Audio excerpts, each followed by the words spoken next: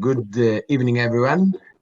Tonight we have the honor and the pleasure to host Professor Gary Francione, a prolific scholar and author of significant books on animal rights theory, who has kindly agreed to join us.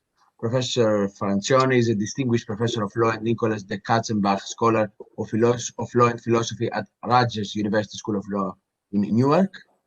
And I would like first to give the floor to Evangelos Protopapadakis, Associate Professor of Applied Ethics, Director of the MA program, and Director of the Applied Philosophy Research Laboratory, to make some introductory remarks. Professor Protopapadakis, the floor is yours. Professor Donis, thank you. Professor Francione, dear Gary, where are you? I can't see you at the moment. But anyway, I guess you'll be somewhere there. It's a great, and I think I speak on behalf of everybody in this MA program, the students and the staff as well. It's a profound honor and a pleasure to have you here tonight with us. And I need to stress that I am personally in your debt because you are always here for us, for me, whenever it is needed, with your friend and support. That said, the floor is yours, Gary. Please proceed with your lecture.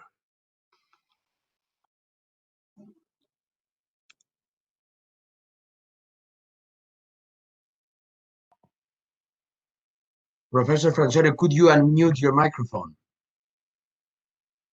I think it's muted. Okay, can you hear me all right? Yeah. Perfect. All right, very good. Hi, everyone. Thank you very much for inviting me. And what I was asked to speak about today was animal welfare, because this is the module on animal welfare. So I will talk about animal welfare. In a nutshell, I think animal welfare is not only not useful, I think it's counterproductive. That has been a topic in my work for many years now, as a matter of fact, going back to the 1990s. And what I'd like to do, by the way, Evangelos, how long is this session? I mean, I'm happy to go as long as you want, but dear Gary, feel free to go as long as you wish. I mean, there's no time limits. I actually have a time limit, 2 hours, but I guess you'll be a little bit shorter than this, or not? I've been a vegan for almost 40 years. I have endless energy, eventually. Okay. So okay. No restrictions for you. All right, very good.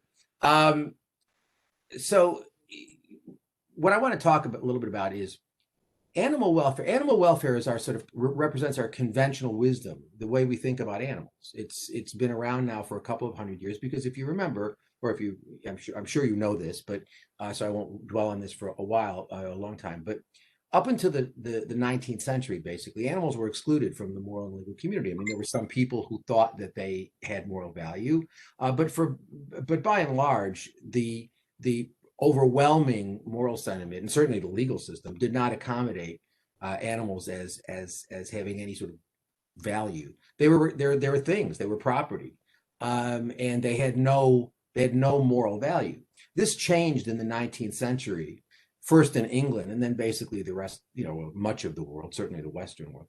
And that was, we shifted to this. We had this paradigm shift that animals could suffer, a recognition that animals could suffer, and that we could no longer ignore their interest in not suffering, but we could continue to use them.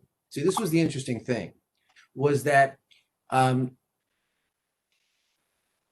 divide the moral universe into persons and things. Persons have moral value.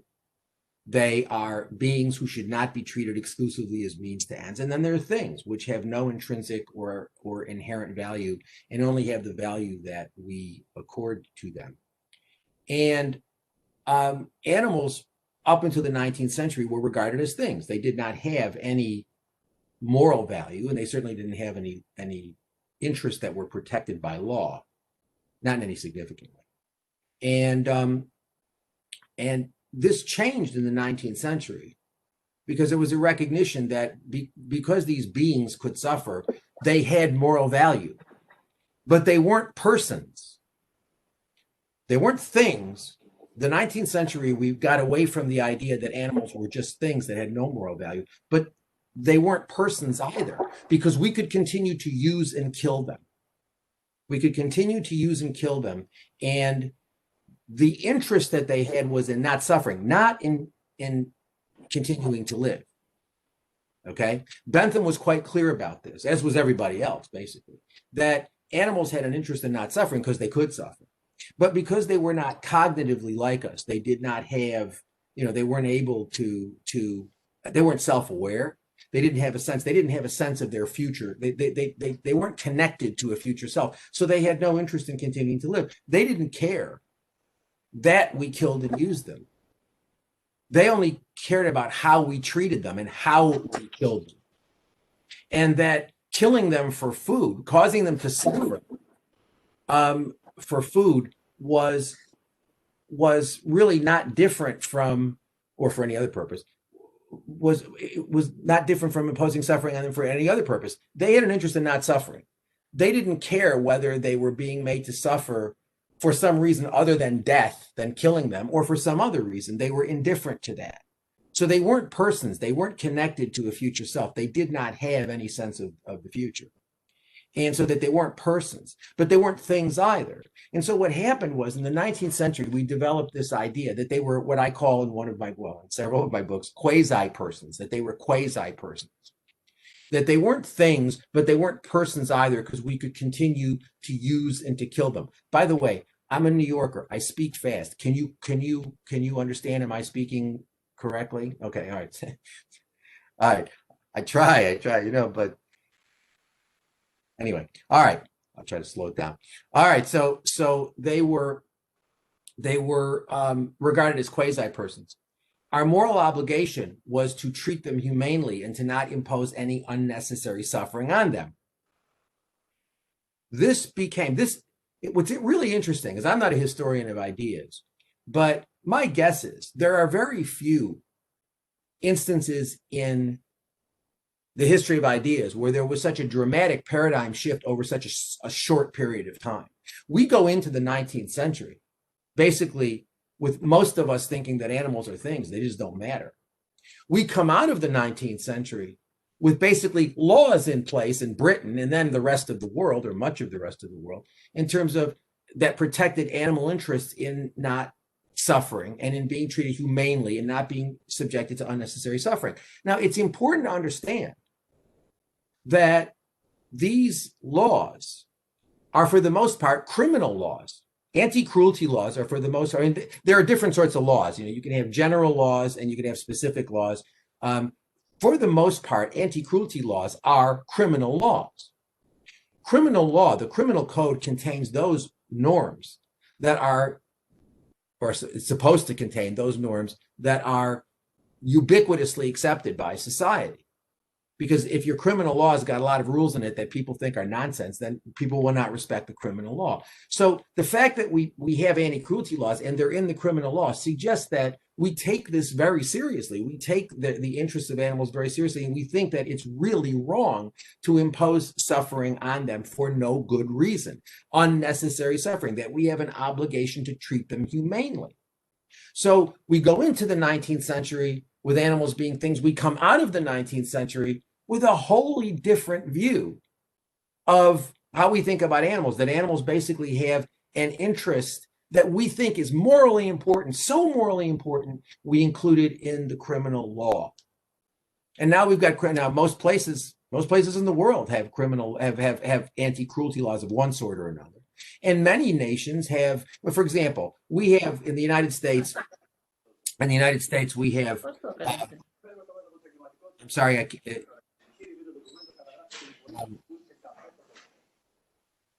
I'm getting some interference. Okay, good stuff. In the United States, every state has a criminal law, but there are also laws that deal with, for example, there are laws at the national level that deal with the use of animals in experiments. There are laws at the national level that deal with the exhibition of animals in zoos and places like that. And so there are specific laws that apply this humane idea to specific contexts. But then there are these general anti-cruelty laws. And so if you look at it from an abstract point of view, you would think, wow, we really take animal interests seriously. And the animal welfare idea that most of us accept. I mean, how many people do you know, have you met, who would disagree with the proposition that it's wrong to inflict unnecessary suffering on animals and that we have a moral obligation that we owe directly to animals to treat them humanely and to not inflict unnecessary suffering on them? I mean, I remember once, many years ago, I stood outside the law school with some of my students at lunchtime for about 2 hours. And everybody who walked by the school, we asked, do you agree with the proposition that it's wrong to inflict unnecessary suffering on animals and that we have a moral obligation to treat animals humanely? And with the few exceptions of the people who basically refused to answer the question because they thought they were going to get mugged or something. I don't know. They were worried or something about something. But the overwhelming number of people said, of course. What a stupid question. Of course it's wrong to inflict unnecessary suffering on animals. Of course it's wrong to not treat animals humanely. So I think it's pretty ubiquitous. I don't think it's controversial. I mean, and if you don't believe me, ask some of your friends, do you think it's wrong? Do you think it's wrong to inflict unnecessary suffering on animals? Most people will think you're very odd for asking that question. And so I think it's not really controversial. It's our conventional wisdom. Okay, we have these laws. We think we think that they work. We think that they may not be as good as they should be. We should make them better. But by and large, it's really good. We take animal interests seriously. So we've got all these laws, and we have this animal welfare ethic. I think it's not only useless, I think it's counterproductive. So let me be clear about that. Useless and counterproductive.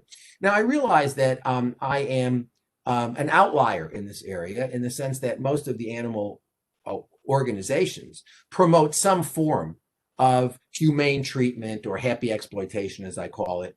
And I understand why they do that. They do that because it's a very effective fundraising technique. Particularly if you want to keep your donor base very broad. You don't want to alienate potential donors. That's not something you want to do if you're running a not-for-profit organization. So what you want to do is you want to say, well, we're going to promote better treatment of animals, and we want you to fund us. We're going to have these campaigns for more humane treatment of animals. But we're going to, and we would like you to contribute to these campaigns. But by and large, in my judgment, these efforts are worthless. And I'll tell you why. Because animals are property. They are property. They are chattel property. They only have the value we give them. I have 5 dogs in this house right now. They're in the other room. They may come through. They may bark. They may be noisy. So I can't, I can't, that may happen. It hasn't happened yet, but it's only 12:35. And so I've got 5 dogs. They're rescue dogs. I love them. But you know what? If I decided I didn't want to deal with them anymore, they're my property. I own them. And if I decided I didn't want to deal with them anymore, because you know what, having 5 dogs, it takes a lot of time. It prevents me from traveling, although right now it's the pandemic that's stopping me from traveling. But when there aren't pandemics, the fact that I've got dogs, I have obligations to the dogs. I have obligations. My partner and I have these dogs together, and I have obligations to her to share in the caring of the dogs, etc. But if I said, well, look, this is a pain in the neck. I could kill them right now. As long as I did so humanely, I could kill them. I could drive them to a shelter where I would sign a paper that says, if you can't find a home for these dogs, we will euthanize, i.e. kill these dogs. Euthanize is one of the most misused words in the English language. Killing a healthy animal is never in the interest of it. Euthanasia is when death is in the interest of the being killed. So if I get ill and I can't be cured and I'm in a lot of pain and I want to be euthanized, I have made a decision that death is in my interest.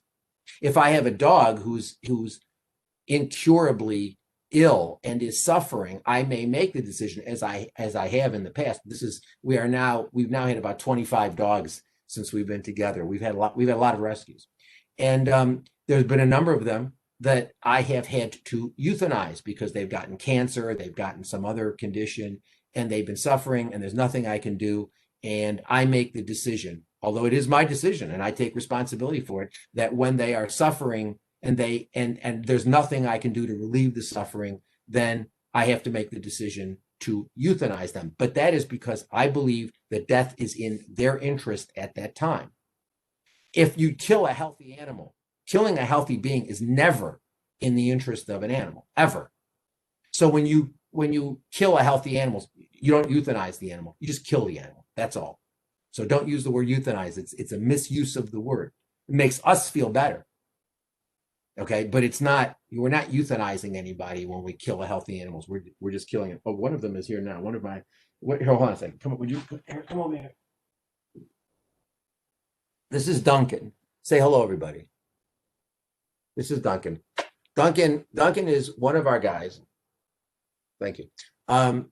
Duncan is one of our cruelty cases. When Duncan was found, his mouth was taped shut.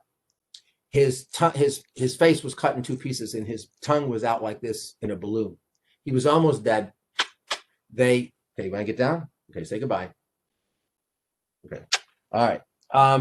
And his tongue was out to there. They thought he was dead, and they saw that he was still alive, and they sewed his mouth back, and they put him up for adoption. But they wanted somebody who knew how to deal with. We've had a number of abused dogs. As a matter of fact, 4 of our dogs right now are abused animals, and they're all rescues, but 4 of them are actually cruelty cases. And so we've had a lot of experience dealing with rehabilitating dogs that have been in bad situations. But I love Duncan. He's just the most wonderful dog. I just love. They're all wonderful, but I mean, I love him. But if I could kill him right now, he is my property. So we've got to understand this. Animals are property. The only way we relate to them is as property. Okay, that is what their status is in this world. Even wild animals are generally owned. I mean, depending on where you live and what the legal system is. For example, in where I live, the wild animals are actually sort of owned by the state. And when they allow hunting, then you can reduce the individual animal to by shooting the animal with a bow and arrow, which is what they do around here, or a gun, you can reduce the animal to your possession, and the animal can become your property. But basically, animals are property. And let's leave wild animals aside. Let's just talk about domestic animals, because wild animals present some other issues, but I want to focus on domestic animals. Domestic animals are property. They're simply property. I mean, there's nothing complicated about it. They're property. They're owned by somebody. It costs money to own animals. Okay? And so when we talk about animal welfare standards, we're saying what level?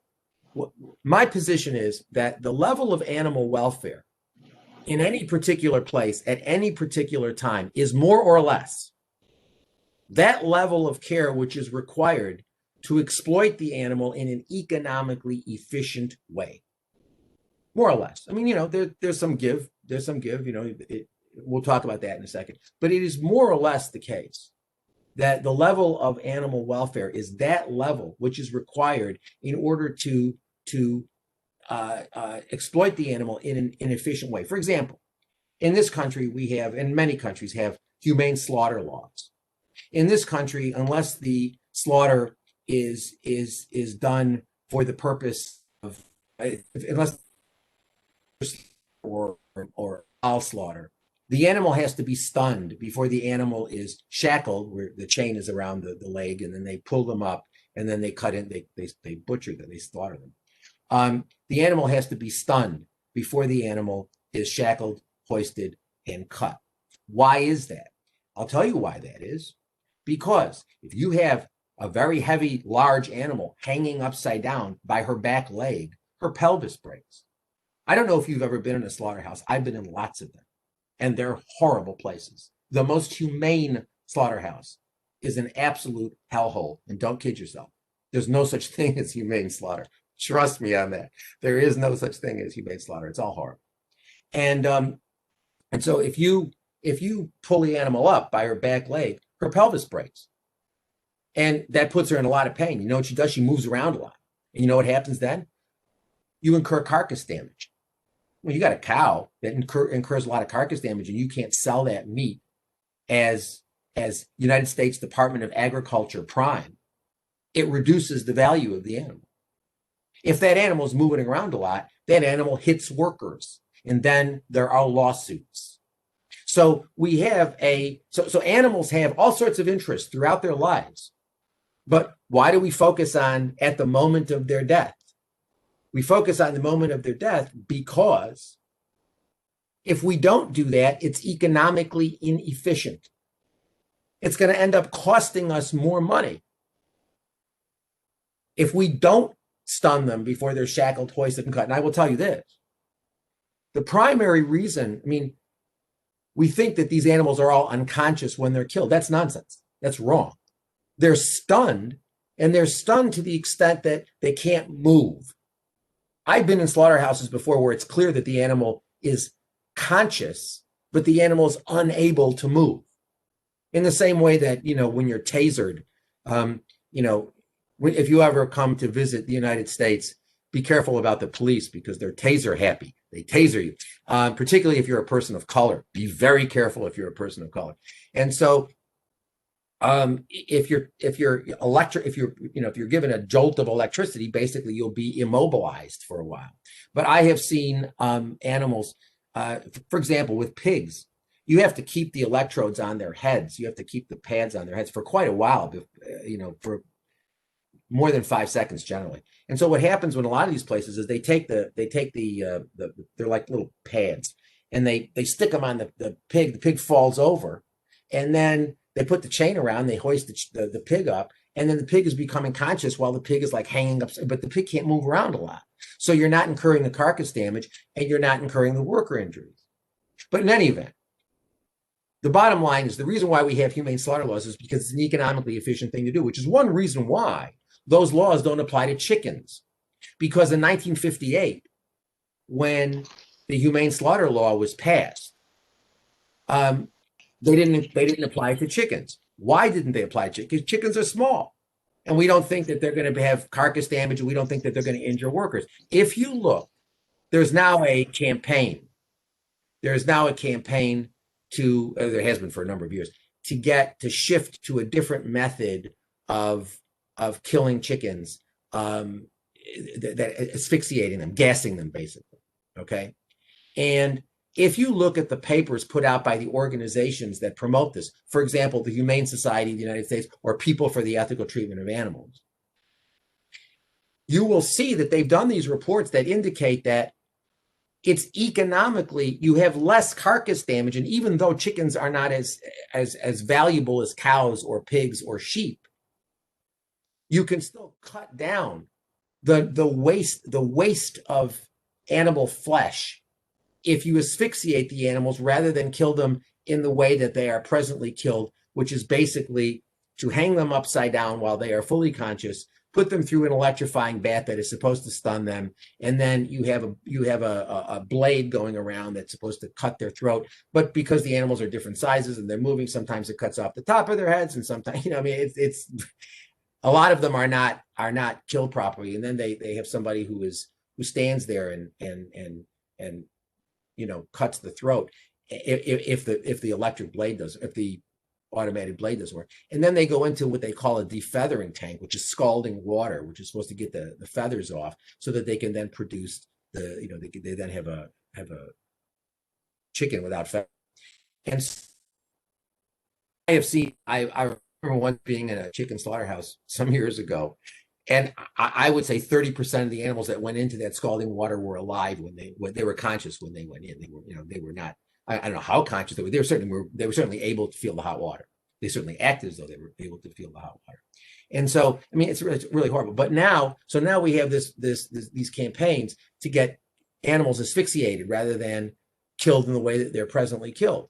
And the arguments being made is that it's economically a much better thing to do. Now, I will tell you this, if you were starting a chicken slaughtering operation tomorrow, you would be totally irrational to use the present. I mean, if you had money and you were looking to put your money into a chicken slaughtering operation, you'd be insane to put it into a traditional chicken slaughtering operation. You should use an asphyxiation method. Why? Because it's much more economically efficient to do. There will be less carcass damages. There will be fewer worker injuries, because even though the workers are not going to be injured by chickens moving around, they are injured by the electricity. They get burned on the wall. I mean, whenever you have a lot of people working in a hazardous situation, there are worker injuries, right? And so you'd cut down on worker injuries. You'd cut down on carcass damage. You'd cut down on the sorts of things like the present method of killing them. They bleed. They bleed in particular ways that results in some of the meat having to be thrown away, etc. So it's an efficient thing to do. Animal welfare is not about morality, my friends. It is about economics. It is about economics. Don't kid yourself. It has nothing to do with morality. It's about economics. And so, as I have written before, that the animal welfare is a set of standards that a rational property owner would employ. That it's simply it's what rational property owners do, is to adhere to the standards of animal welfare. Now, there's another reason why. So what we do for the most part is we defer to industry standards to establish what is necessary suffering. Why is that? Because for the most part, we assume that animal owners are rational. I mean, we assume that I'm not going to take a hammer and I'm going to go out to my garage and start hitting my car for no reason. That would be an irrational thing for me to do. Okay? Why? Because I would be devaluing my property if I were to go out there and start smashing the car with a hammer. We assume that the owners of animal property are rational and that they're not going to impose more suffering on animals than they absolutely need to, because that would be irrational. They would be diminishing the value of their own property. So we generally, there are exceptions, but generally, when we look to see what necessary suffering is or what humane standard is, we look to the customs of the industry. We do that for economic reasons, but we also do it for legal reasons. We do it because if these laws, as I mentioned before, are generally criminal laws, okay, and you want people to have notice about what the standard is before you impose criminal liability on them. Criminal liability is a big deal, even if it's only a misdemeanor, we divide. I know very little about the Greek legal system, but the Anglo-American system, it divides criminal liability. Criminal law is another subject I teach, but divides criminal liability between misdemeanors, minor crimes, and felonies. Okay, felonies are serious crimes. All right, you get punished much more heavily for felonies, unless you're Donald Trump, in which case you appear to get away with it. But felonies are minor crimes for the most part, although there are some anti-cruelty laws or some aspects of anti-cruelty laws that carry felony penalties. For the most part, the penalties associated with anti-cruelty violations are pretty light. However, you still have a criminal violation. So if you're applying for a job, and they say, have you ever been convicted of a crime? You have to admit, you have to acknowledge that you were convicted of. Doesn't matter. I mean, when you're employed, when you're looking at a job, when you're thinking about a job or you're interviewing for a job, the difference between a felony and a misdemeanor. Obviously, it's worse to have a felony, but a lot of employers will not employ you if you've had any sort of criminal record, right?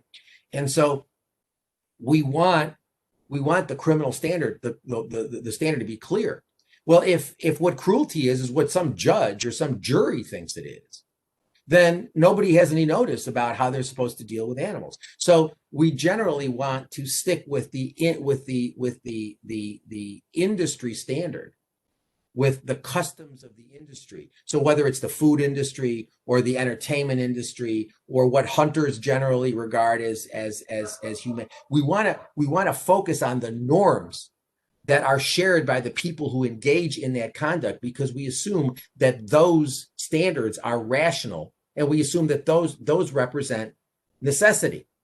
Okay. Now I want you to think about this. So the economic reason is because animals are property. It costs money to protect their interests, right? I mean, so if I buy a pig for $1 and I'm going to sell that pig in 6 months, well, I'm going to feed that pig. I'm going to lose the use of my dollar for that time because I've got the dollar invested in the pig. So let's say I buy the pig for $1. I spend another 50 cents to feed the pig, another 50 cents to take care of the veterinary costs of the pig. So now 6 months later, the pig cost me $2 plus the use of my money for that time. So we'll say $2 plus. I've got to sell the pig for at least $2 plus that additional money that represents my loss of the use of the money during that time. So I've got to sell it for $2 plus in order to break even. And I've got to sell it for $2 plus in order to make profit. All right. So you come along and you say, you know what? I think you should give your pigs more protection. Okay. I think you should give them larger stalls. And I don't think you should have farrowing crates. And I don't think you should do this, or I don't think and I say, look, fine with me. I'm a capitalist. I'm a business person. Okay. You want bananas? I'll sell you bananas. You want beef or pork or lamb? I'll sell what? I'm a businessman. I'm a capitalist. I'll give the pig greater protection, but it's going to cost more money. It's going to cost me, if you want me to raise this pig in a different situation, it's going to cost me another 50 cents. So now if I sell the pig, for $2.40 under the old scheme, I may make some money. Under the new scheme, I won't, because my capital costs are going to be $2.50. So the bottom line is, for economic reasons, the standards of animal welfare will generally be pegged at the level of efficient exploitation. Now, there are some, that's not a hard and fast rule. Okay. There are some instances in which animal welfare has actually increased production costs. For example, and the primary example that comes up, and I think it's a sort of a sad example, is the European Economic Community's rejection of the conventional battery cage, a 12-year campaign. Think of how much labor, how much effort, how much money went into that campaign for over 10 years to to abolish the conventional battery cage. And what did we end up with? Well, the European Community Directive says that you've got a choice. You can produce the eggs in what is called an enriched cage system, or a cage-free system, or a free-range system. All right. The enriched cage is the cheapest way to do it, and that's exactly what most producers have shifted to the extent. And I mean, there's a question as to whether or not the European community has really come into compliance with this. That's a whole separate question as to whether or not there aren't still a lot of conventional battery cages. But the move to now we have a battery cage, which has now got a little bit more space. It's got a little bit more like nesting area, etc. But it's still a cage. It's still a small cage. It does not in any way really address any of the significant welfare issues. And that's what we've moved to. Now, it does cost more money to produce an egg in an enriched cage system than it does in a conventional cage system. So you can say, well, wait a minute, Francione, this shows that there can be animal welfare shifts to a more, animal welfare shifts that actually result in costing more money and increasing the production cost of animal products. And the answer is, yeah, that's right. There are some examples, but I think if you look at this at the European Community Directive on battery cages, it's a perfect example, even when we depart from the model that I've described.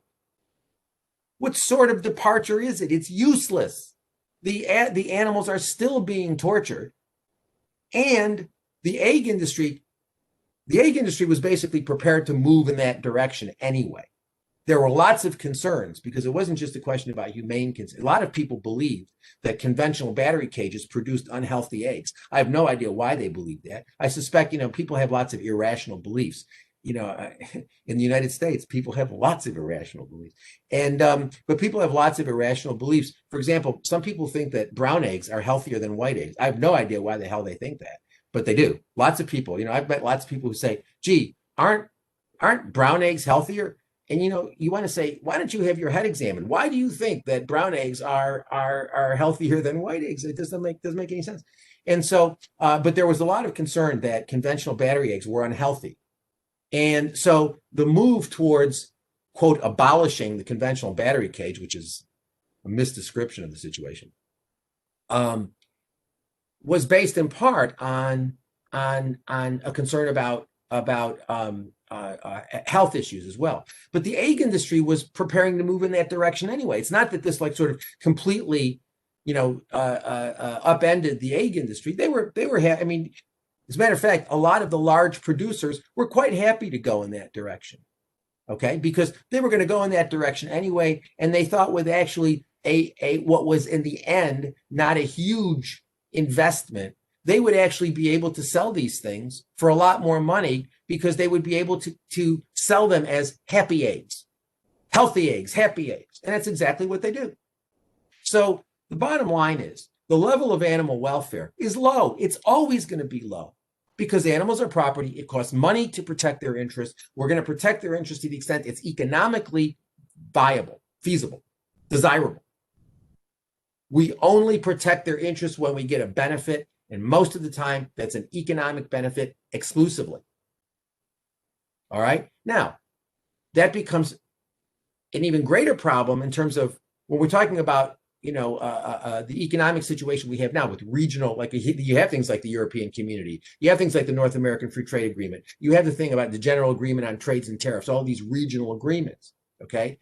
So if you have one, if you have somebody who's giving the animals more protection, that's going to place them at a competitive disadvantage relative to the people who are not giving them that extended protection. For example, in Britain, animals receive.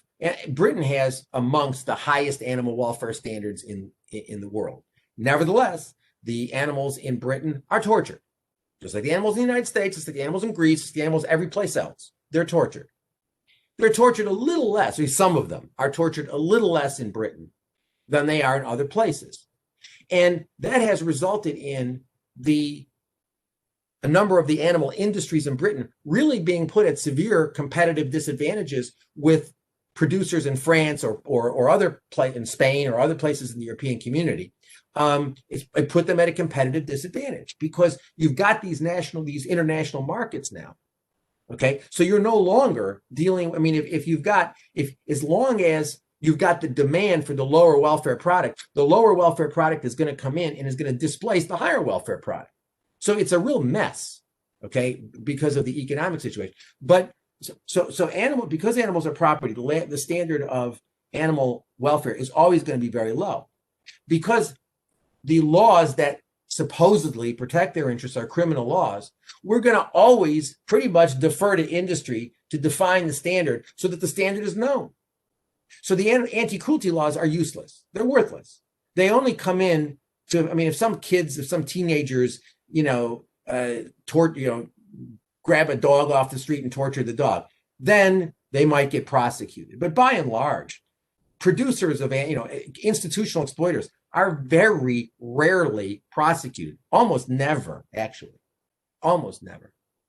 So the standard of animal welfare is always very, very low. And so that's the first part of what I said. By the way, are y'all following me okay? Is it okay? Okay, all right.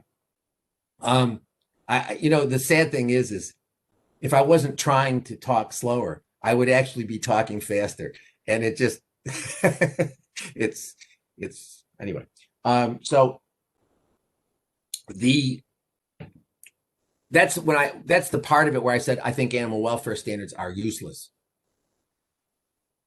Animal welfare standards are counterproductive in my view, because they make people feel better about continuing to exploit animals. Okay? I mean, the number of people I have met in my life who claim to love animals and care about animals and to be animal rights people who are not vegans. As a matter of fact, relatively speaking, you know, of every 100 people I talk to, and I talk to lots and lots and lots of people, I do these things all the time. I got one today, I got one tomorrow, I got 3. I mean, I do these things all the time. And when there's not a pandemic, I do them live. And I speak to zillions of people. And the number of people I talk to who say, I care about animals, I love animals, animals are important to me. And I always say, are you vegan?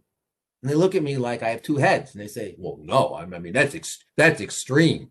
I say, well, you know, then I get into the discussion about, you know, well, what's actually extreme is that you claim to love animals and yet you participate directly in their exploitation. And that, in my judgment, is extreme in the sense of being extremely confused. It's like saying I love my wife, but I beat her. You know, I mean, that's really that's I think not a bad analogy. If you love animals and you continue to eat them or wear them or use them, you need to reevaluate what you mean by love or what you think love means. And so another aspect, I mean, I want to go back to this. It's getting dark, so I want to open my curtains. Hold on a second, please. All right. So I want to talk a little bit about the concept of unnecessary suffering.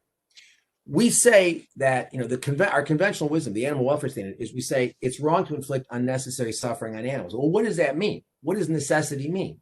Well, if it means anything, it means that we can't justify animal suffering for reasons of pleasure, amusement, or convenience. I mean, if I said to you, you know, I think it's really wrong to inflict unnecessary suffering on children, human children, but occasionally I love to listen to human children scream, so I torture them occasionally because I enjoy it.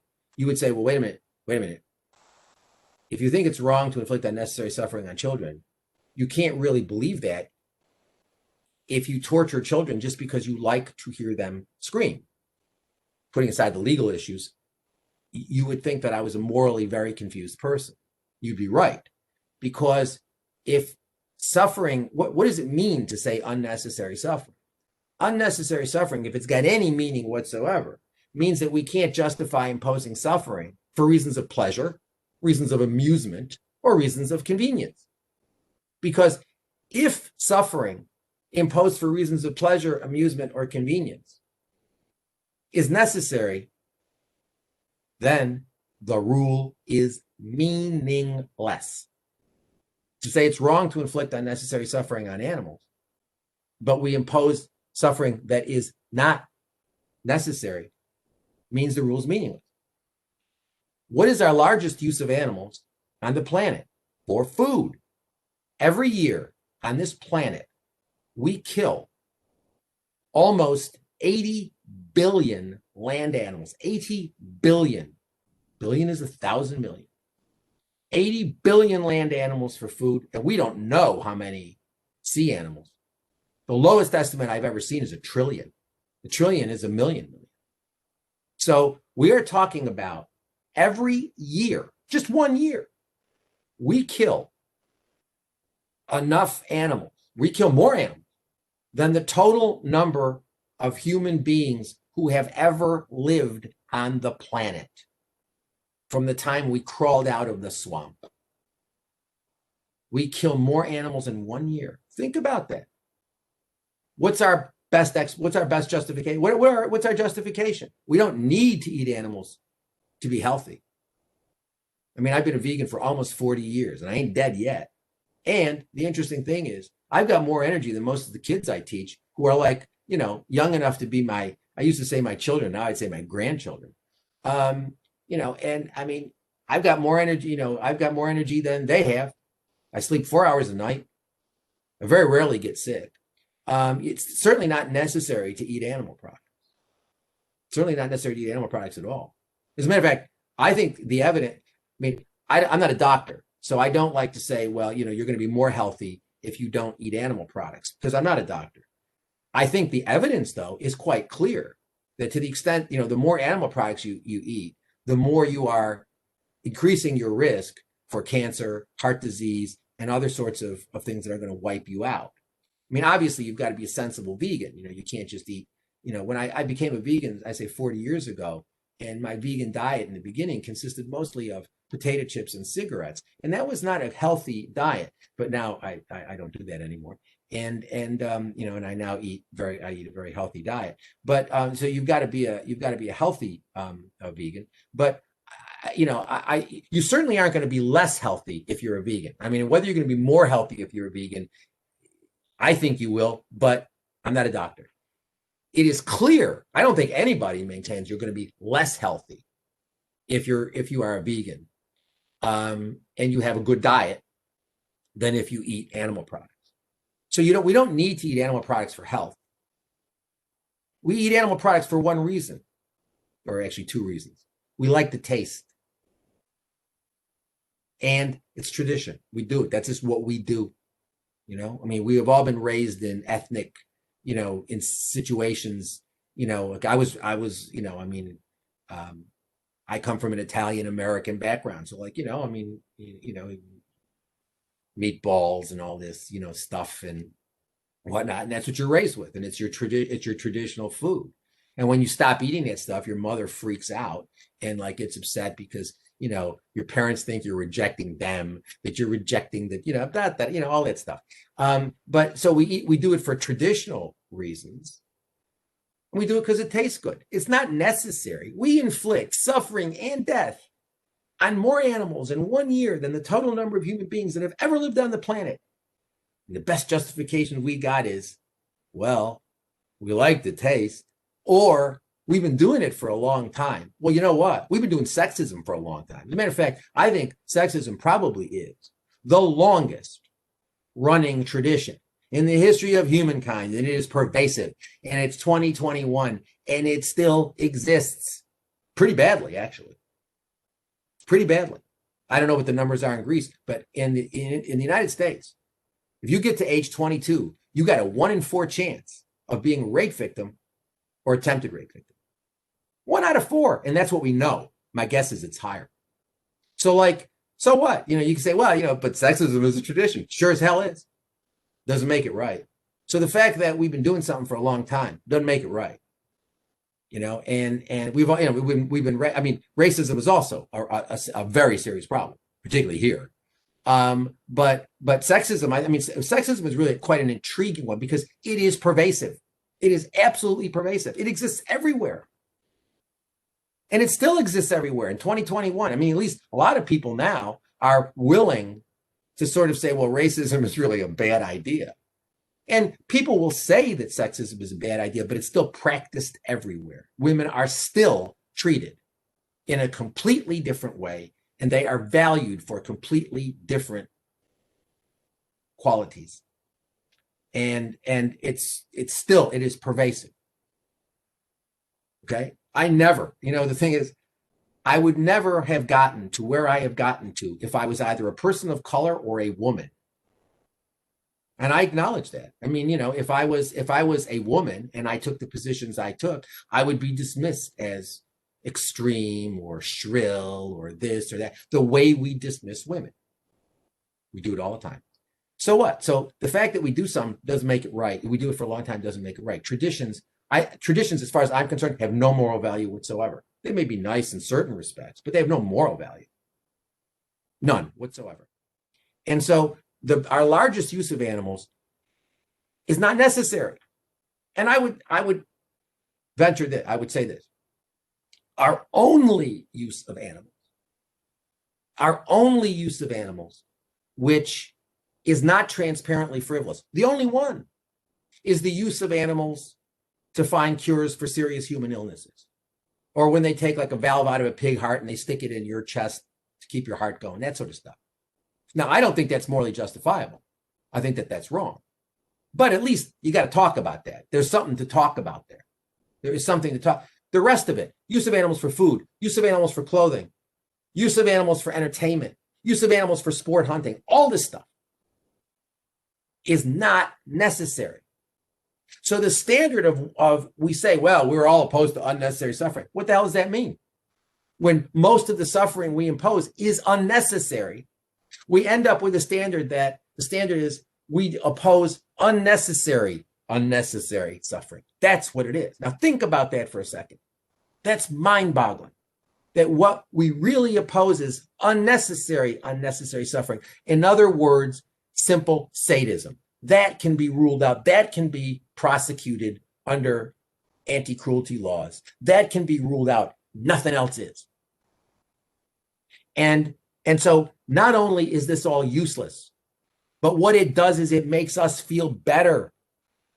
You know, there's a store by my house called Whole Foods. Whole Foods is a big American chain it's an expensive store. They sell a lot of organic stuff and whatnot. You go to their meat counter and they've got 5 levels of torture. You know, level 5 is the most expensive. And those are the animals. Those animals have been killed on the farm where they've been raised. And then level 1 is, you know, somebody sings to them. And I know that level 1 is a little bit of welfare, improved welfare. Level 2, a little bit more. Level 3, a little bit more. Level 4, a little bit more. Level 5. You can choose what people go there and they buy stuff and they think they're doing a favor to animals because they're spending more money so they can purchase more welfare protection. And who told them that that was a good thing to do? The animal organizations. In 2005, when Whole Foods was rolling this program out, it was Peter Singer who made a public statement. If you'd like, I'll be happy to send you the public statement. And it used to hang in the Whole Foods stores. They used to have it at the cash register. And it was on the Whole Foods website for a couple of years. And it was a statement by Peter Singer saying, we appreciate and support your animal compassionate standards. And it was signed by Peter Singer, PETA, Viva, Mercy for Animals, Farm Sanctuary, all of the big American, and Viva's a British American group, or at least it used to was then. They had a branch in the United States. I don't think they have one anymore, but it was signed by all the big welfare organizations. What message did that send out? That message sent out, the message that was sent out is you can be an animal person and still continue to eat animals as long as you eat humanely produced animals. It's nonsense. Okay? Even if those animals are treated better than the animals that are, in other words, these programs that stores like Whole Foods have, these are voluntary. These are not mandated by law. Okay, you've got the animal welfare laws mandate this level. And so if you're a private producer, you can produce a higher level of animal welfare as a businessman. You're not required to do it. You do it because you perceive there's a demand. And there is a demand. There's a demand because you've got an animal movement which is telling people that they don't have to be vegan, that they can be animal people by buying higher welfare animal products. As far as I'm concerned, that's insidious. I think that's really wrong. And I think these animal organizations, and I will tell you in the interest of disclosure, in the early 1980s, before most of you were born, and I was a young lawyer, I actually did a lot of huge amounts of volunteer work for People for the Ethical Treatment of Animals, for PETA. I was involved with PETA when there were about 10 of us. When I got involved, when Anna and I got involved with PETA, there were about 10 people, and it was a very small organization. And I, as they got larger and they got larger and they got larger, they got more corrupt and more corrupt and more corrupt. And they bought into this idea that what animal rights was making animal slavery a little bit better. And I don't see it that way. As far as I'm concerned, animals have a right to respectful treatment, which means you do not use them exclusively as means to end. I have a new book coming out now. Well, it should be out in about 3 weeks, I hope. It's called Why Veganism Matters, the Moral Value of Animals. And a lot of the stuff I'm talking about today is explained there in a more condensed way, because I've got like other books in which I discuss these ideas in more detailed ways. But and one of the things I talk about there is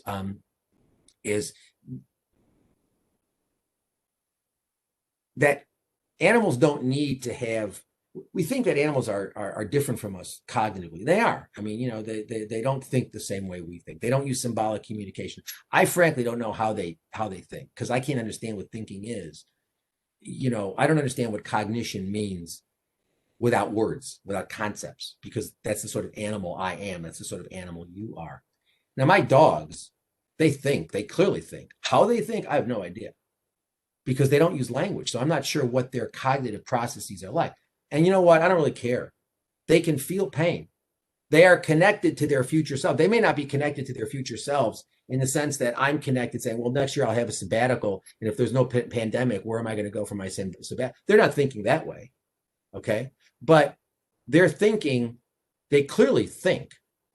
And they're clearly connected to the next second of their consciousness, the next second of their awareness. And as far as I'm concerned, that's all you need. That's the only connection with your future self that you need to have in order to have an interest in continuing to live. And my view is, if you're sentient, then we shouldn't be using you exclusively as a means to an end.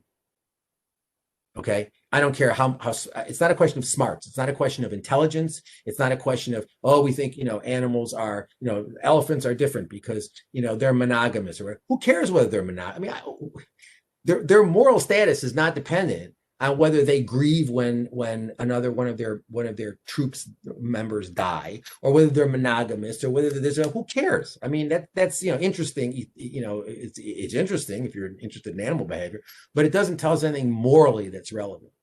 And so I argue that sentience alone is the only thing that is needed to have the right not to be property.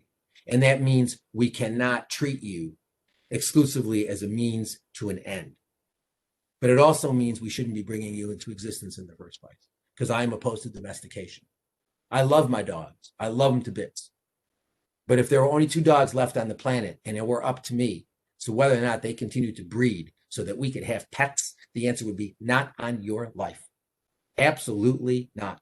We shouldn't be producing domesticated animals at all. And before you say, well, wait a minute, they'll go into extinction. They aren't naturally occurring species. They are beings that we genetically engineered through selective breeding, and now we do it in more sophisticated ways, but they're basically beings we brought into existence. And the reason why we engineered them the way they did was to be submissive and subservient to us. I do not think we can justify domestication. In my perfect world, there are no domesticated animals. There's us, and there's the animals that live out there, and we got to leave them alone. But we're not living. In my ideal world, we don't live with them. We don't eat them. We don't wear them. We don't use them. They are a separate. They are them. They are them. They live their lives. We live our lives. The idea that we have pets. I love my dogs. They're great. But they're dependent on me for every aspect of their lives. When they eat, when they drink. Right now, I'm sure they're upset with me because it's 1:19 in the afternoon and they usually eat at 1 o'clock. So they probably have the little doggy watches out saying, where is that son of a bitch? How come he's not feeding us? But they're dependent on me and Anna for every aspect of their lives. She's not feeding them because if she did, there would be such a cacophony of barking that it would be impossible for us to continue. So, but they're dependent. I mean, they're subservient. The reason why they exist is because we like this idea of relating to them, but we want them to be obedient. We want them to be subservient. We want them to be submissive. That's what domestication is all about. And I think it's vile. I think it's morally indefensible, and I think it ought to stop. So that's in my perfect world, there is no continued domestication. Okay. And with respect to the non-domesticated animals, leave them alone. Let them live their lives. Don't interfere with their lives. Don't continue to destroy their habitats. Don't interfere with them. I mean, I have a moral issue because we moved out of New York City some years ago. Because it's hard to have 5 dogs in New York City, trust me. And so we moved out of New York City. We got some land. We've got about 5 acres here. And I got a lot of deer in the bag. And we get snowstorms here. I mean, we get like serious snow. Like you get 3 feet, you can get 3 feet of snow here easily. And so, the deer are hungry. Now, part of me says I shouldn't interfere with them, and the ones that die should die. But that's but I sometimes, buy corn and lug 300 pounds of corn out there when there are really bad storms and, to feed them. And so, but generally we really shouldn't be interfering with them. And I always feel guilty when I do that because I don't really know. I mean, I'm morally troubled because on one hand I say I shouldn't interfere. On the other hand, I say they're starving. I see them hanging around in the backyard, and sometimes they jump the fence and they sort of come up to they get very close to us, and it's very troubling to me because I don't know what to do. I don't know what the morally right thing is.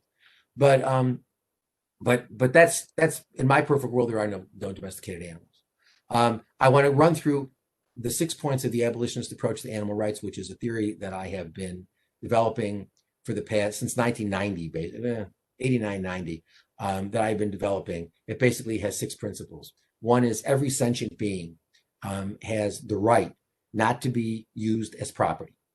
Every sentient being has the right not to be used as property. The second principle is that if animals have the right not to be used as property, then we ought not to be promoting humane exploitation. We ought to be promoting no exploitation. Okay. And also, let me a footnote here. I also oppose single issue campaigns. For example, when we have these campaigns about, like for example, in the United States, every few years, there's a campaign against foie gras, which is, the liver, which is produced from overfeeding the geese. And there's a campaign against that. Now, I always think that's a dumb campaign. It's dumb and it's counterproductive because what it's doing is it's encouraging people to think that there's a distinction between foie gras and steak. There isn't. It's encouraging people to believe that they're morally better if they don't eat foie gras and they eat steak instead. I think that that's problematic. I think that encourages exploitation. And the same thing, like you have these campaigns here against killing dogs in China. Eating dogs. This is a big thing we have. Big thing. Do I oppose eating dogs? Of course I oppose eating dogs. But I find it odd that you have people who eat chicken, fish, pork, beef. We say, oh, those Asian people, they're evil because they eat dogs. I think these campaigns are totally problematic. So that's the second principle. I reject animal welfare campaigns and single issue campaigns. The third thing is veganism is a moral baseline. Okay, veganism is a moral baseline. That is, if animals matter, if they're not things, we have an obligation to go vegan. Vegetarianism isn't enough. There's no morally coherent distinction between flesh and dairy or eggs or these other products. There's no distinction. There's no morally coherent distinction. There's as much suffering in a glass of milk as there is in a pound of steak. This idea that we draw this line. I always find this very curious. People say, well, I'm a vegetarian, and that when I hear that, I always think, what leads to that conclusion? Because animals used for dairy and eggs are usually kept alive longer. They're treated every bit as bad, if not worse. And they end up in the same slaughterhouse anyway. So, it's like, why do we think that there's a distinction?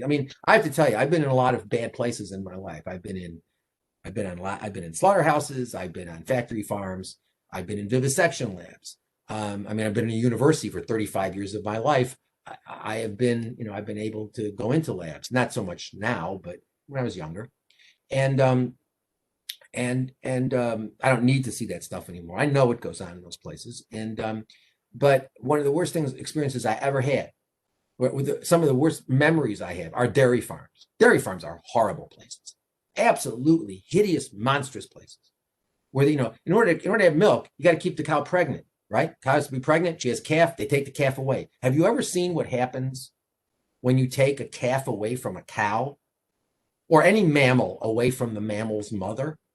They freak out. They suffer. The cows. I still remember this one dairy farm I spent several days at.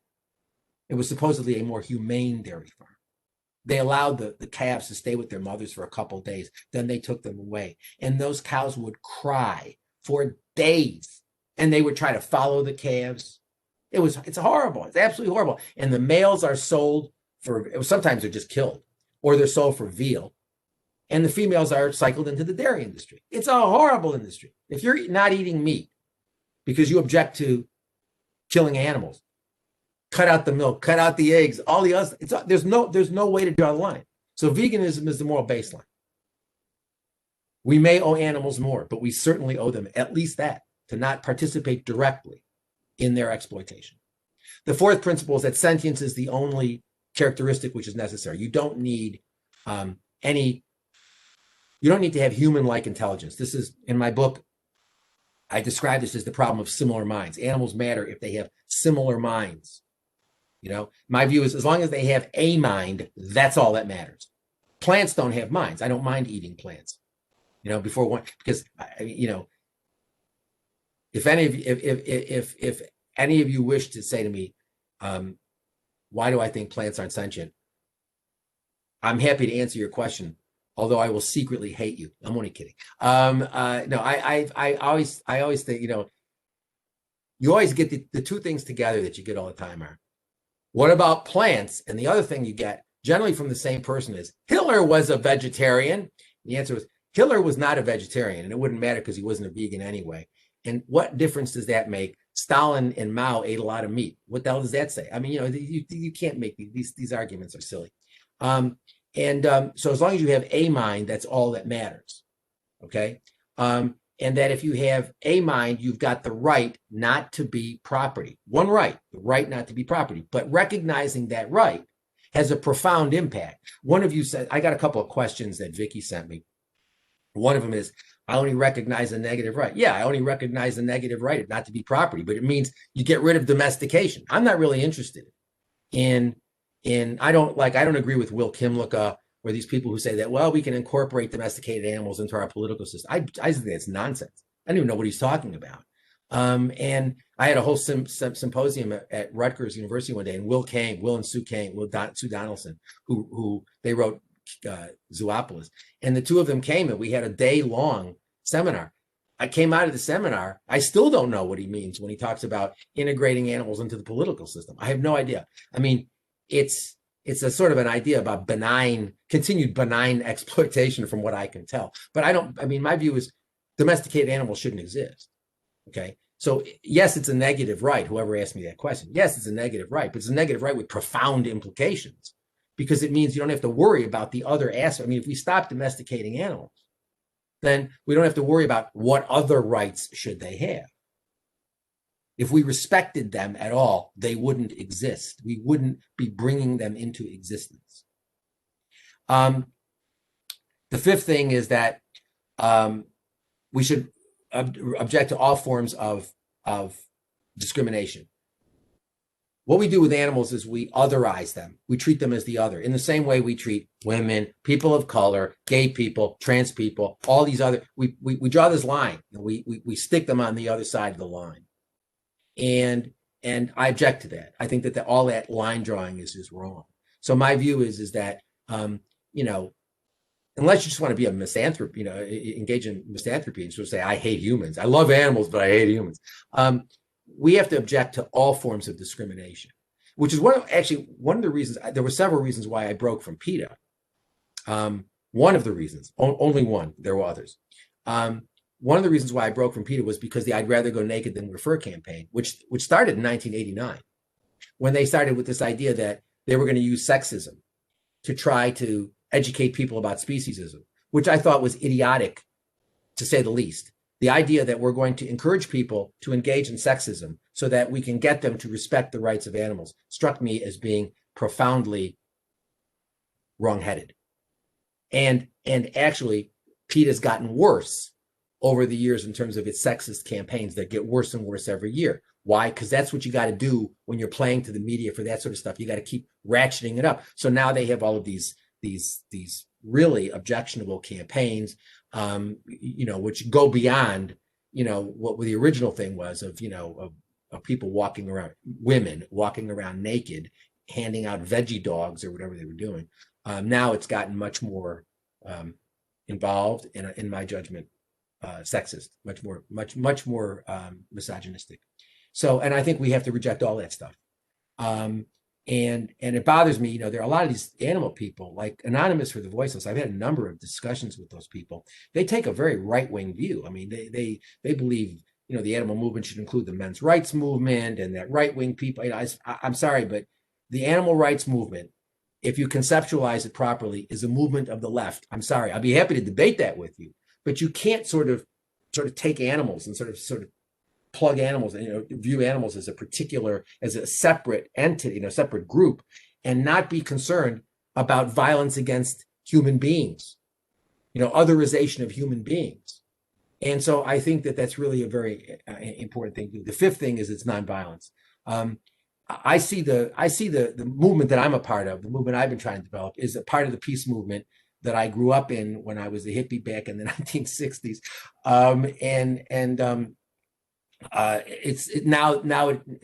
In my judgment, the movement ought to be a peace movement that just encompasses the non-human animals. Violence is the problem. If violence, I've had this argument with people who believe in violence, to use violence, it doesn't really make any sense. And violence is the problem. It's not the solution. If violence was a solution for anything, we'd be living in the Garden of Eden right now. Because in case you haven't noticed, the history of humankind is the history of violence. We are a violent group of beings. And it hasn't gotten us to a peaceful situation yet, has it? No. Okay. And I don't think violence ever gets us anywhere. And I remember some years ago, I was in Canada. I've been in Canada many times, but one of the times I was in Canada, I was speaking at the University of Guelph. I still remember this very well.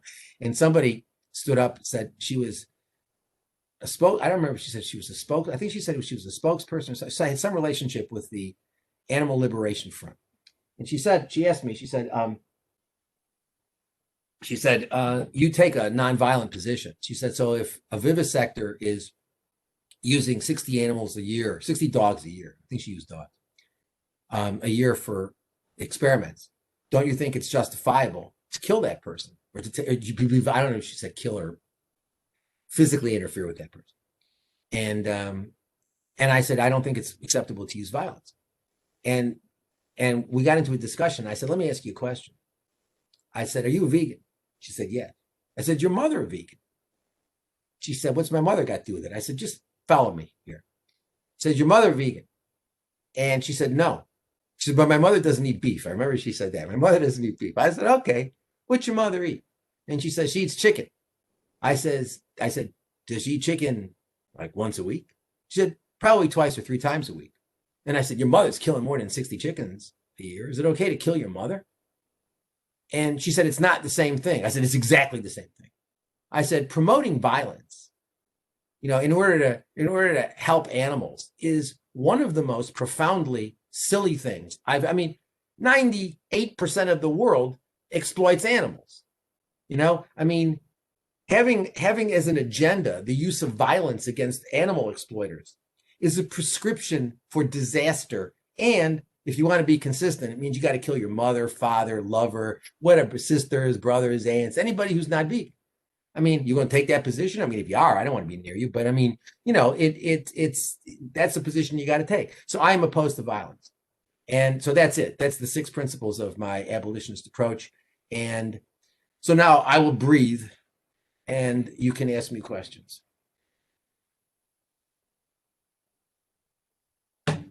Many thanks for this very interesting talk. I would like to ask the first question before opening up the floor to questions. Sure. And actually, I want to ask something regarding regulation. So in your view, I'm a lawyer as well. Should we, let's say, speak about veganism on a voluntary or on an obligatory basis? Should we make veganism, in your view, obligatory? A law that prohibits eating meat, for example, or meat products? I've lost the screen now. I'm not very good with it when it comes to. I went to get rid of the chat because it was interfering with my vision. I'm afraid it's my fault. I did something nasty here. Why did you do that, man? It wasn't on purpose, but I logged out just to get rid of this. Vicky, could you help us with that? Just a moment. It says a viewing whiteboard. You got to get rid of that, maybe. Let me Yes, answer the question. Someone's accidentally sharing. You can reply to the question, and I'll try to. I will reply to the question. The answer to the question is no. I don't think it should be imposed. I don't think you can impose it. I mean, you know, if you wanted to have a revolution here, the fastest way to do it would be to say that people, you know, that we're gonna bar this. This has got to be what I call a revolution of the heart. This has got to be what we need to do is build a vegan movement of people who recognize that animals are non-human persons, and that we have a moral obligation not to treat them as things. As a matter of fact, in my new book, I dedicate the book to animal people who aren't vegan yet, because I say if there's many people, many millions and millions of people who think animals matter morally, but who continue to eat them, wear them, and use them. If those people would see their moral obligation to become vegan, we would have a serious political movement, and then we might get regulation that actually incrementally shut down aspects of industry in an incremental way. But right now we don't have that. You know, we don't have that movement. I mean, I remember many years ago, in 1985 to be precise, there was a big meeting in Washington of the animal organizations as to what the strategy of the animal movement ought to be. And I remember saying it ought to be one thing: focus on vegan education. And people thought I was crazy and said, well, you know, but that's just not practical. I said, no, it's the only practical thing. The only way we're ever going to change the world is if we build a vegan movement of people who sort of see that you know, animal slavery is just not an acceptable institution, however supposedly humanely you do it. But we need, in order to have it go beyond regulation, in order to get any meaningful regulation, you need to have a real serious movement of vegans. We don't have that right now. You know, we don't really have that right now. There's never really been a vegan movement. The movement right now, the animal movement right now, is not a vegan movement.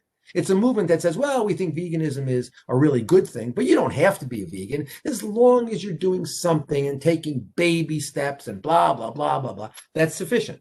So no, I don't think that, excuse me, I don't think that we should impose it.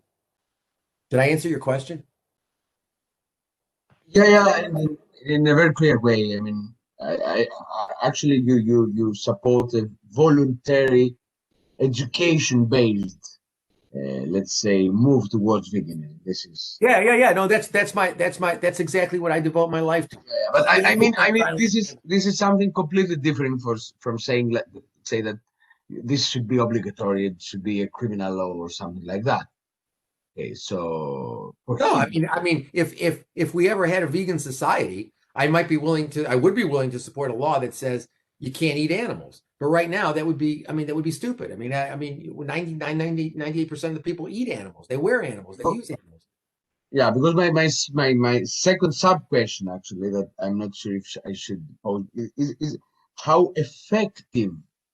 What is the strategy of effectiveness in terms of what you support, and what the steps should be in terms of, let's say, influencing the regulatory policy in terms of both the US and Greece or the European Union and so on.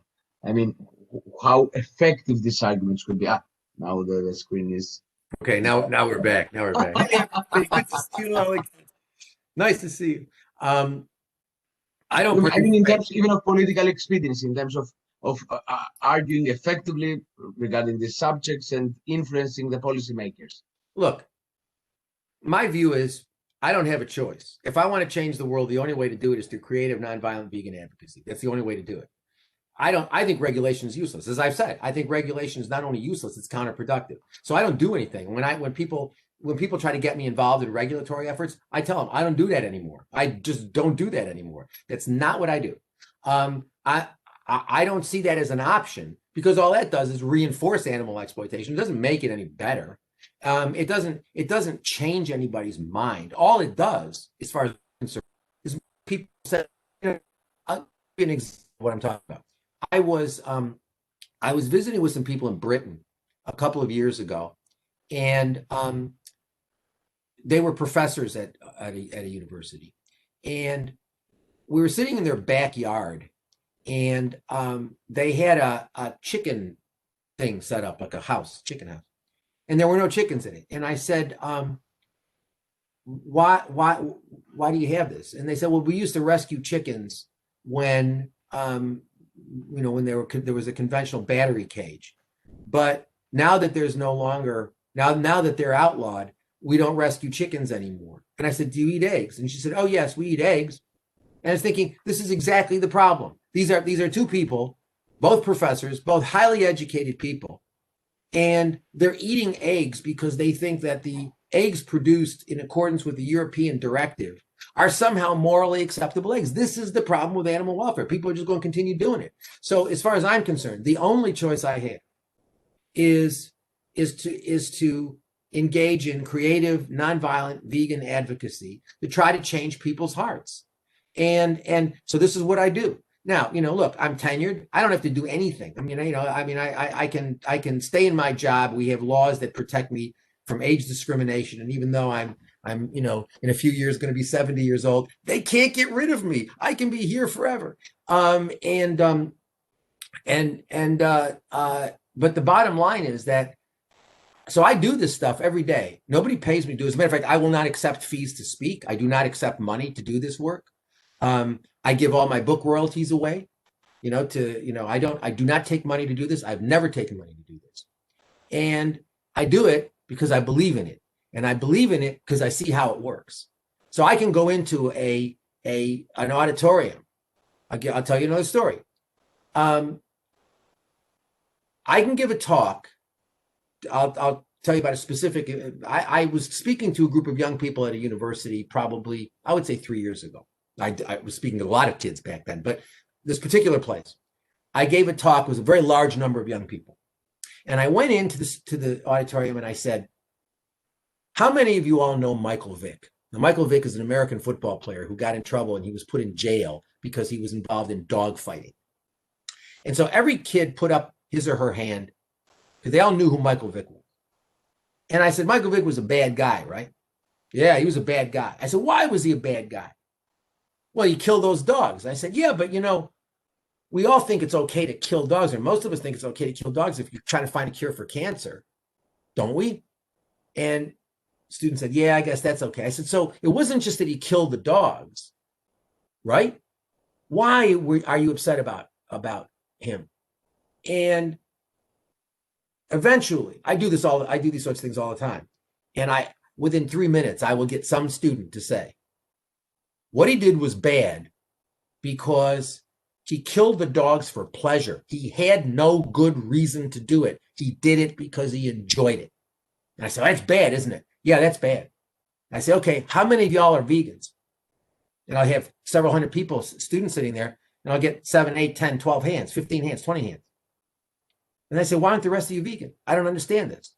And then we'll have a 3-hour discussion about how does it make sense to say that Michael Vick, this famous celebrity football player, is a bad guy who should have gone to jail because he engaged in dogfighting and he killed dogs because he enjoyed what he did. And the rest of us go to the store and we buy corpses in packages. We bring them home and we eat them because we like the taste. How are we any morally different? What's remarkable to me is how many people have never thought about that question. And when you get them to think about that question, and the reason why I give you that particular example is because just yesterday, I got an email. I got a lot of emails after that. So when I give these talks in colleges, I will get a lot of follow-up emails. And I got an email just yesterday from I think it was about 3 years ago, from 3 years ago, from a student who said, I heard you speak. I was so angry with you because I thought you were so black and white and closed-minded, blah, blah, blah, blah. And I've been thinking about this for 3 years and you're right. And I've now become a vegan. And so I see how it works. I see how it works when I say to somebody, you love your dog, don't you? Yeah. What's the difference between the dog you love and the chicken you stick a fork into? And realize people have never encountered that sort of inquiry before. And so I keep doing how it works. And there are people, the movement that I'm a part of is the movement of people who are out there on the street educating in creative, nonviolent ways. and they don't judge people, but they do judge actions. My view is if you aren't a vegan, I'm not God, I'm not a priest, I can't see into your heart. I'm not really interested in judging you, but I am interested in telling you that your action can't be morally justified. What your motivation is, what the state of your spirit, psyche, soul, whatever the hell you want to call it, is not my business.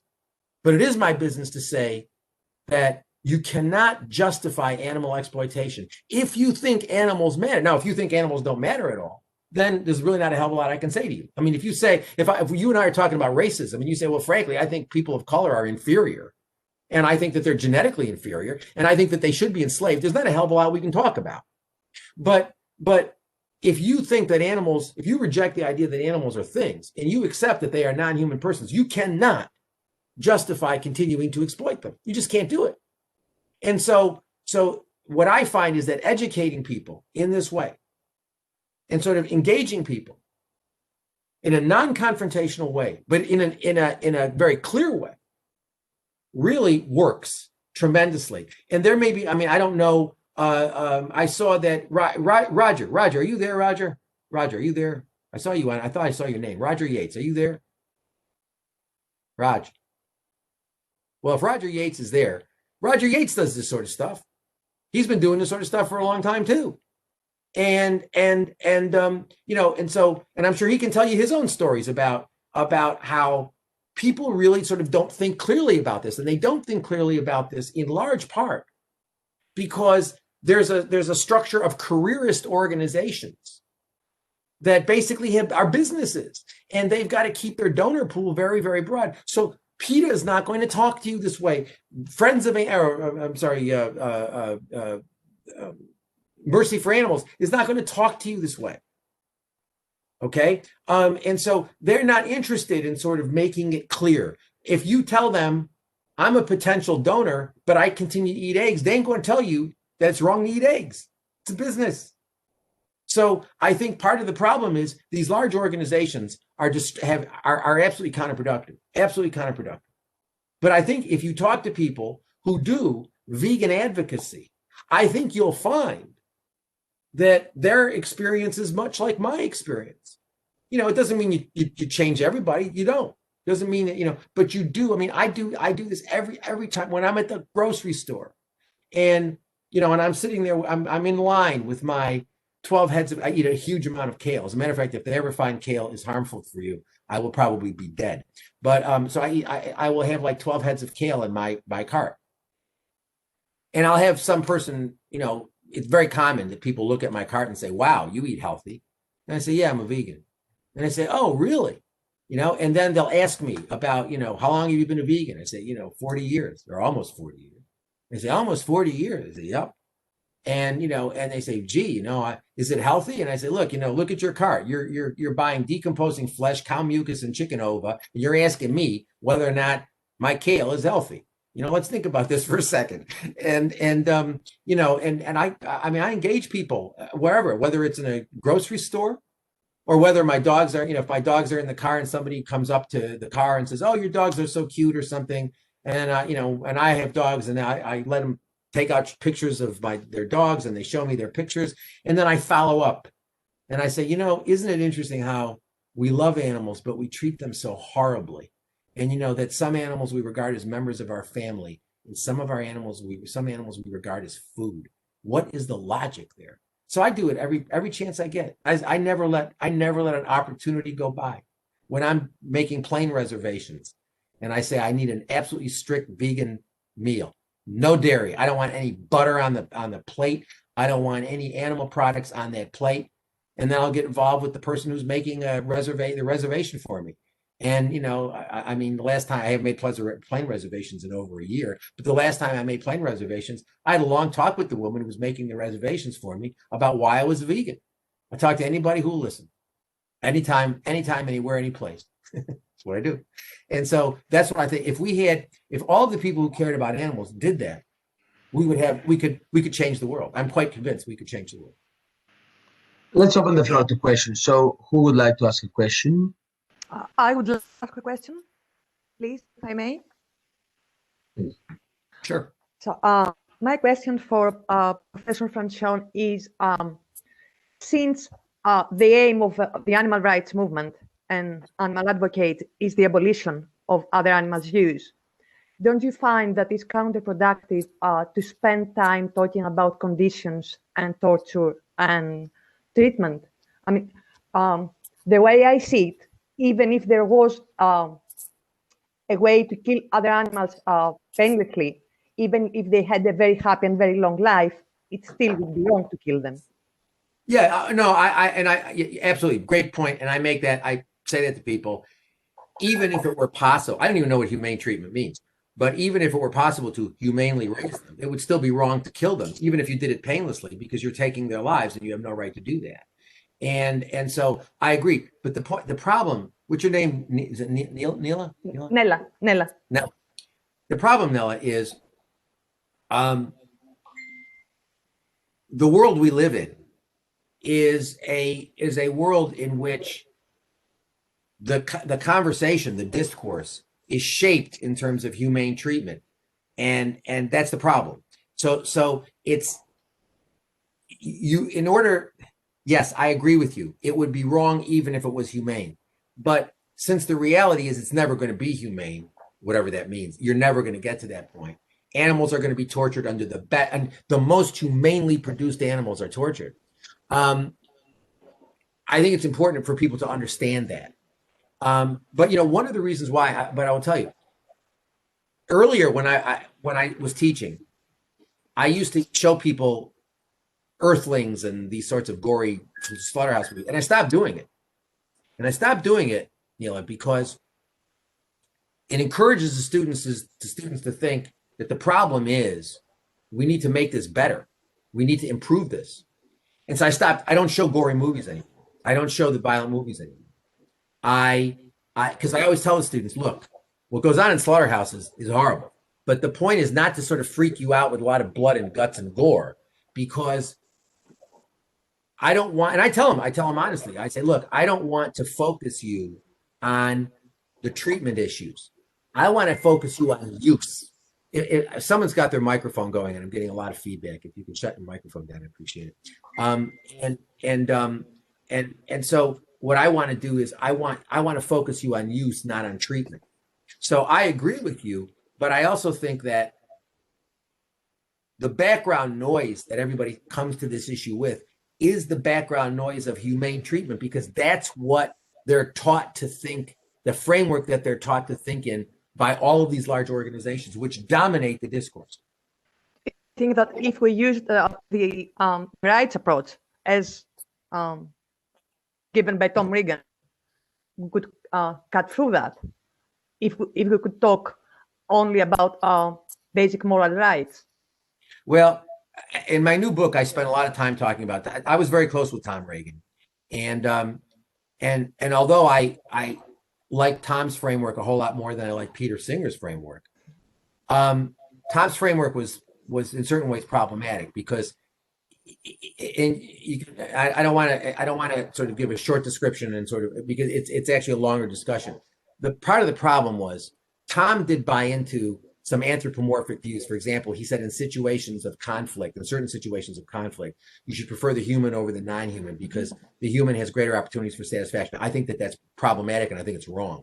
He also links moral status with this idea of a subject of a life, which is very, very much like they've got cognition, which is, that they're similar to us. I think that's problematic. I mean, Tom never really took an abolitionist perspective in the case for animal rights. For a while in the 90s, he and I were working together, but then he, part of the problem is Tom then abandoned that abolitionist work and reunited with the welfare organizations. So it's not really clear. I mean, I certainly believe in rights and not in utility. And when you said before, animal people want to abolish animal exploitation, the answer is not all of them. Lots of them don't want to abolish it. As a matter of fact, I get criticized for it all the time, that because I want to abolish it, my position is too extreme. That's exactly what Will Kimlicka's position is. His position is, my view is too extreme because I want to abolish domestication. I want to abolish animal use. My view is that that's the only thing that makes sense. So, So yeah, I mean, I don't agree with the utility. I mean, in many ways, and I argue this in my book, Tom's position and Peter's position end up being closer than you think, because the practical effect of what they're arguing is, Tom basically says, for example, he's not sure what you do if an animal is sentient but doesn't have preference, autonomy, and isn't the subject of a life. He's not clear. As a matter of fact, what he says is it's radically unclear how merely sentient beings can have inherent value. In my view, if they have sentience, that's all they need for inherent value. So, I mean, as far as I know, my position is the only one that links a strong rights position with sentience alone. I don't know of anybody else who did that, except for Bridget Brophy, who was a British writer from the 1960s, who was very important, although because she was a woman, her work was ignored it continues to be ignored. But Bridget Brophy, who wrote in the 1960s, she's dead now, but Bridget connected moral value with sentience alone. But as far as I know, we're the only two human beings on the planet who have done that. So we'll see. Thank you, Professor Francione. Sure. Next question. Can you hear me, Professor? Good evening. Yeah, I can hear you. Who's speaking? Very much. It was a real pleasure attending your lecture. I am a veterinarian. I am a companion animal professional. Yeah. So I would like to focus on one exception. I'd like to refer to pet-assisted therapy. In the United States, you know it very well. It's about therapy dogs, therapy horses, therapy rabbits. And in terms of you mentioning that you're against any kind of domestication and exploitation, my point of view is that both human animals are sentient beings. If we completely abolish domestication, then what in fact we're doing is prohibiting health professionals from alleviating pain in special groups of people. It has been proven that the bond between the therapy animal and chronic patients, children with dyslexia, brain tumors, any kind of neurologic disorders, this special bond cannot be replaced with anything else. No medication, no treatments, nothing. So do you have you ever thought about this? All the time. And the answer is, I don't. That's like saying we need to have dogs because blind people need dogs. And the answer is, look, or, another use of it. I mean, there's another use of animals that we make where people who are quadriplegics, they have monkeys that have shock collars, and the monkeys will, when you shock the monkey will go to your cupboard and get your drink and bring it to you because you can't get out of your wheelchair. There are all sorts of ways in which animals help humans. I have no doubt about that. The question is you have to ask that question in the context of, let's assume we didn't have any animals, there were no domesticated animals. Would it be appropriate to bring animals into existence, so to train them to be seeing eye dogs, or to be, to help quadriplegics, or to help kids with autism or whatever? And the answer is, look, no, I don't think we can use them as means to our ends. I don't think you can justify domestication. The fact that they help humans doesn't mean it's okay to do. And so therefore I would not, my view is that you can't start making exceptions, because once you make exceptions, then what you're doing is you're saying there are some situations in which you can bring, look, I think domestication is horrible. I think these domesticated animals live in this, what I call this netherworld of vulnerability. They're not humans and they're not animals. They're sort of stuck in between. They live in our world, and they are submissive and they are subservient. And that is what we need them to be if they're going to help in the ways that you want them to help. And they may be happier than an animal who's being used in some, physically violent way. Yes, true. But that doesn't mean that it's okay for us to say that we value our interests more than their interests, and that we think it's okay to bring these submissive, subservient animals into existence and force them to live. I mean, look, I think my dogs are reasonably happy, but you know, domestication is such a problematic thing because, you know, they are so dependent on us. And you know, you're a veterinarian. I mean, dogs and cats have very neurotic behaviors, all of them. Why do they have very neurotic behaviors? Because they are stuck in a place where they don't belong.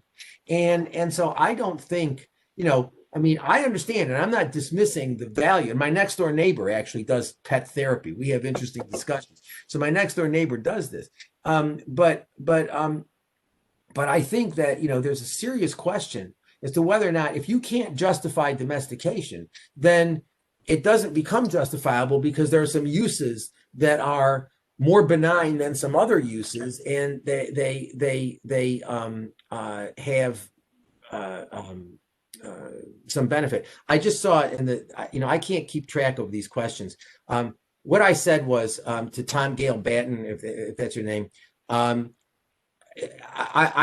as I prefaced my statement, it's really quite complicated, and I discuss it. I spent quite a few pages talking about it. But the bottom line is, Tom Reagan does say, in situations in which there are particularly what he calls situations of extraordinary situations of conflict, he says we have a moral obligation to prefer humans over non-humans because humans have greater opportunities for satisfaction. That is a fact. He says that. I could give you the page on which he says it.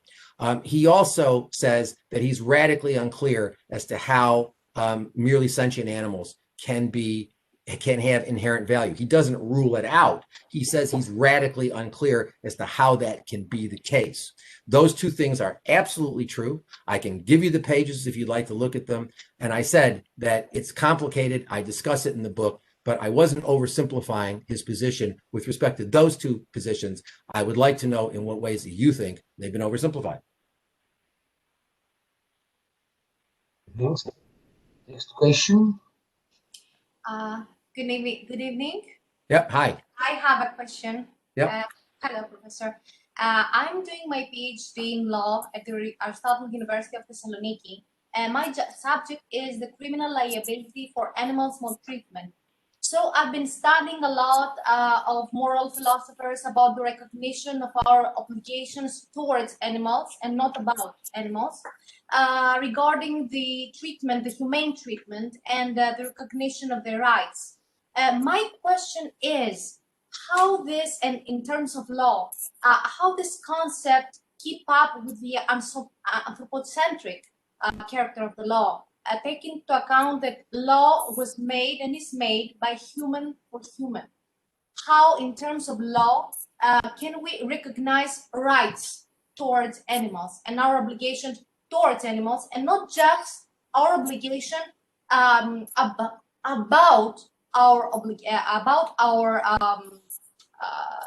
their treatment, about them, and not towards them? Well, are you the person who asked the question? Vicky sent me a couple questions. You're not the person who asked about self-defense, about the self-defense thing. No. Okay, good. Okay. No, Violeta was Violeta. She's with us, I think. Who? I'm sorry. I'm sorry. Another person, Violeta. Oh, okay. I was all right. The answer to your question is, as long as animals are property, they can't have respect-based rights. It's that simple. I mean, as a matter of fact, the first book I wrote in 1995, was Animals, Property, and the Law. And what I argued in this book was, actually, it was 95 I wrote this. The whole point of that book was to say that animals are property. They can't have rights. They can have interests that are protected by law, but the protection of interests is going to be largely pegged to their use and to issues of efficiency. But they can't have respect-based rights because they're things. And so when you say, well, you know, how are we going to do, you know, how are we going to have rights that are owed to animals? I mean, I think actually, to be honest with you, I think that's what Bentham was trying to do in the early 19th century, was that he was trying to say we can have moral obligations that we owe to animals, because Kant recognized, for example, that we had rights that concerned animals, because he thought, well, you know, I don't have any obligation to animals, but I have an obligation to you. And so I have an obligation to be nice to you. And if I'm cruel to animals, I'm not going to be nice to you. So I have an obligation to be nice to animals, but that's an obligation I owe indirectly to you. So it's not really owed to the animal, it's owed indirectly to you. And so, you know, I think what Bentham was trying to say was, no, that's wrong. We can have obligations that we owe. And I think that that's part of our conventional wisdom. I mean, if you found out that some really nice person, really wonderful person, somebody who was just the sweetest person you knew, was torturing dogs in their basement secretly, but it had no effect on you, and this person was otherwise a wonderful person who just was really kind to everybody, you would still think that that person was acting wrongly, because that person was violating obligations that this person owed to the animals themselves. So I think that that's part of our conventional wisdom, is we do think that we have moral obligations that we owe directly to animals, as opposed to moral obligations just concerning animals. However, the law doesn't recognize that we have moral obligations to animals, because they're property, even to the extent that the law seems to say that. It's very similar to what happened with slavery, with race-based slavery.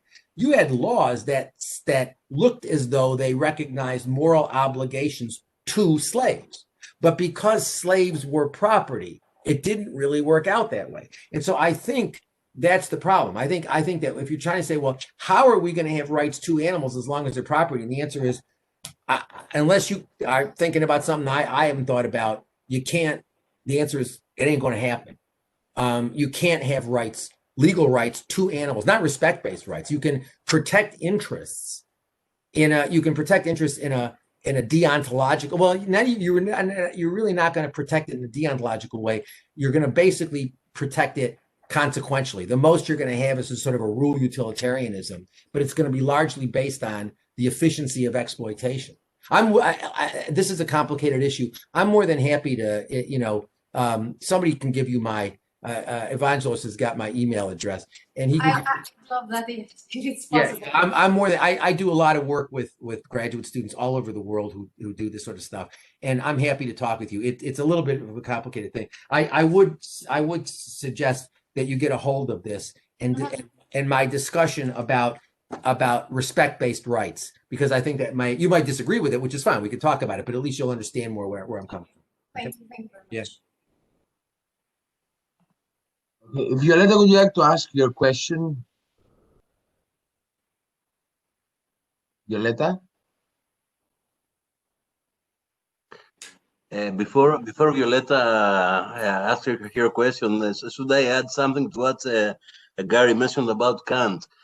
Probably one of the, in my view at least, one of the sweetest phrases one may find in Kant's texts is concerns these duties concerning animal towards oneself. However, there is a phrase in his lectures in Ethics where Kant claims that being cruel towards animals dries up this part of one's soul, which is necessary for the establishment of morality, which, in my view, is his way to insist that it's morally unjustifiable to treat animals with cruelty, but he just couldn't find the proper arguments to establish his view, so he makes up this sort of justification, let's say, as a duty towards oneself, or a self-regarding duty. Yeah. But let's carry on with Violetta. Where are you, Violetta? Yeah.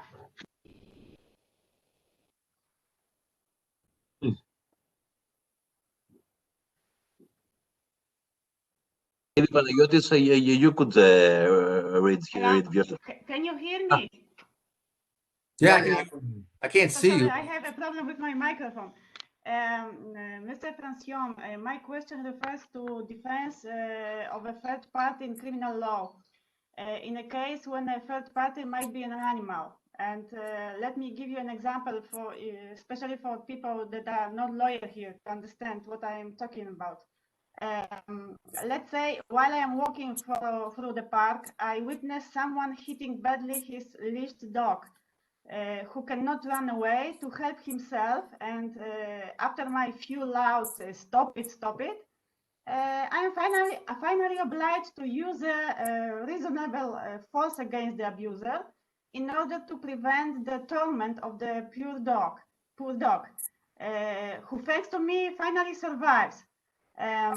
Of course, the abuser will be probably prosecuted for cruelty to animals after my witnessed statement.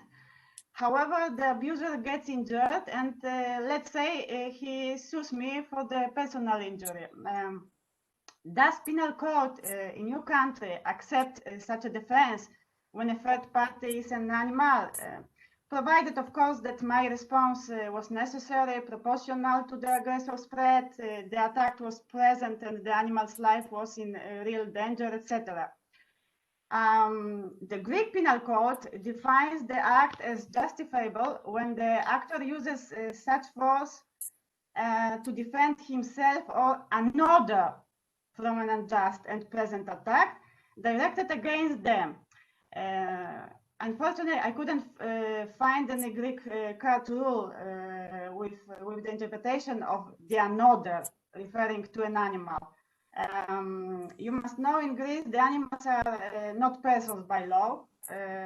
According to the civil code, they are commodities, property. They are protected, however, by various anti-cruelty laws, as you said, that require humane treatment of them. About the American courts, how do they justify or maybe not such defense of an animal? And what is your opinion on that issue? Well, I teach criminal law, and the law is the same, that you can use a reasonable amount of force. I mean, there's some complications, but as a general matter, you can use a reasonable proportionate amount of force in defense of another. But another is always another human being, because animals are property, and so they don't count as another. In the example that you gave, if you used reasonable force to protect the animal, even if the person, what would happen? Let's say that you use non-deadly but significant physical force to stop the harm to the animal. The person who was inflicting the harm might get prosecuted for animal cruelty, but you would be prosecuted for battery, or depending on what you'd be prosecuted criminally, and you'd be open to civil liability. You can't see. You can't underestimate that because animals are property, you can't underestimate what that means in terms of how we interpret these rules. So the bottom line is, animals property. You cannot use, I can use non-deadly force to stop you from stealing my laptop if you come up to me and you try to take my laptop away, and I can use non-deadly force. I can't use deadly force, I can use non-deadly force to stop you from taking my computer. Once you run off with it, I can't use any force. I just have to swear out a complaint against you and then sue you civilly for conversion to get the computer back. But I can't use even non-deadly physical force to retrieve my property in most cases. In some cases there's, but in most cases the answer is no. I can use non-deadly physical force or deadly physical force. If I'm walking with my partner and you come up to me, you come up to us, and I reasonably believe you're going to kill my partner, I can use deadly physical force against you. I can use non-deadly force against you if you are threatening non-deadly physical force against my partner, but I cannot use any level of force. Okay, I can't use non-deadly physical force. I may be able to use non-deadly force to stop you from harming the animal, but to the extent that I harm you in defense of the animal, I think you're in very, I might have an argument that if it were my animal and somebody were trying to hurt my animal, that I could use non-deadly physical force to protect my animal in the same way I use non-deadly physical force to protect my computer. But I doubt that I would be able to engage in any level of significant harm. I've never seen a case in which this came up. It'd be an interesting question. You know, because most of the time when you're talking about using non-deadly force in defense of property, it's stuff like somebody comes up to you and is trying to take your bag, you know, you got a pack, you know, a bag around your shoulder or something, and someone's trying to grab it because they think you got your wallet in there, you got a computer, and so they're trying to take it, and you sort of push the person away. But, you know, do I think you could, in that situation, how much force could you use? I would say that you should be careful about not using anything that could be construed to inflict serious bodily injury on that person.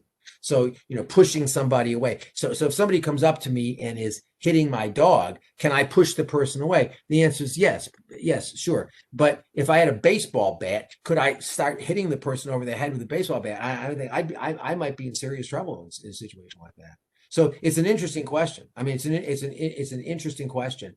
But because animals are property, any rule about the use of force is going to be the exact same rule about use of force that could be used in with respect to any property, including inanimate property. The fact that it's animate, the fact that it's animal property, I don't think changes it and allows you to use greater force. And I certainly don't think you could ever use deadly physical force, ever. And I think you would probably be well advised that in most, I would imagine most systems would say you shouldn't use non-deadly physical force if it results in if it threatens significant bodily injury. So, you know, I don't know, but it would be the rule, Violetta, would be the same rule that you would apply in any situation of what level of force could you use when property is involved. It would be the same rule. So I suspect in Greece, I don't know, but I mean, in you know, I would suspect in Greece that you can use a reasonable amount of force to stop somebody from taking the bag off of your shoulder and taking your wallet and your computer or whatever the hell you've got in your sack. That you could use non-deadly, reasonable amount of non-deadly physical force. You could push the person away. You could probably hit the person, but could you use deadly physical force against the person? The answer is no. And I would think that anything other than, you know, a push or a punch or something would probably get you into some criminal trouble. It certainly would here. But it's an interesting question. I love the question. It's a great question. Thank you. I think Nikos Vlachakis had the question as well. Does Evangelos want to say anything? Just a quick follow-up to Violetta's question. In general, in Greece and in the European Union, animals are considered by the law as res mobilis or rara mobilia anyway. This is moving objects. The only exception is when it concerns some gray zones. Let's say when it comes to a blind person's aid or guides a dog. Then we have some very interesting cases where the animal was considered as a part of the dead person's body, and the assault was directed towards the blind person, not the dog. Just a follow-up. And I don't know, Gary, if there is some legislation of the kind in the U.S.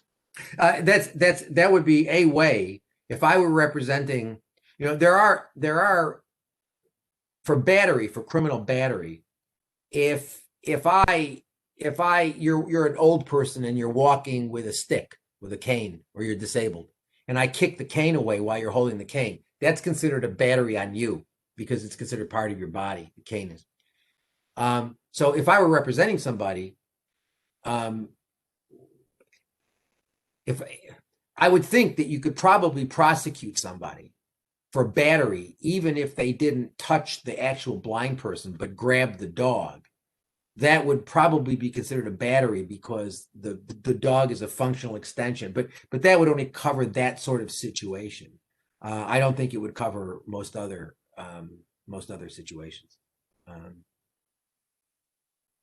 But it's a really interesting question. If you're working on that for a thesis or whatever, I'd be very interested in looking at it, because I really interesting question, because I think the two wrinkles would be that you could use that level of non-deadly physical force that you could use in any property situation, and in some property situations the animal may be considered to be an extension of the person's body, because I think we would have that here too. I've never seen a situation like that, but I can't say that there's not been such a situation. Thank you. Let's move on. I think Nikos Vlachakis had a question as well. Is Nikos here?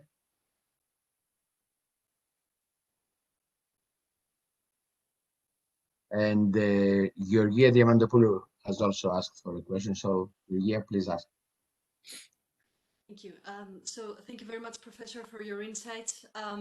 So I work in animal welfare for an international animal welfare organization focused on the EU, basically. And at the EU, we're asking for a ban on fur farming, for a ban on wild animals in circuses. This is not disputable. However, for animals used in production, we are engaging in campaigns that essentially aim to abolish, let's say, the use of cages, like the End the Cage Age, which I'm sure you've heard of.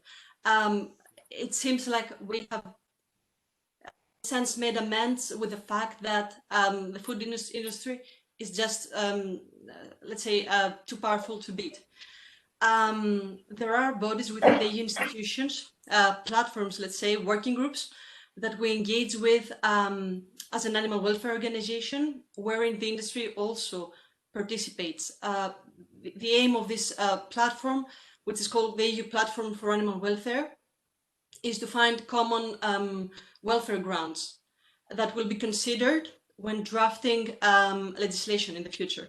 So maybe my question overlaps with the question of Professor Didonis, but for example, should we have been a bit bolder, a bit more radical?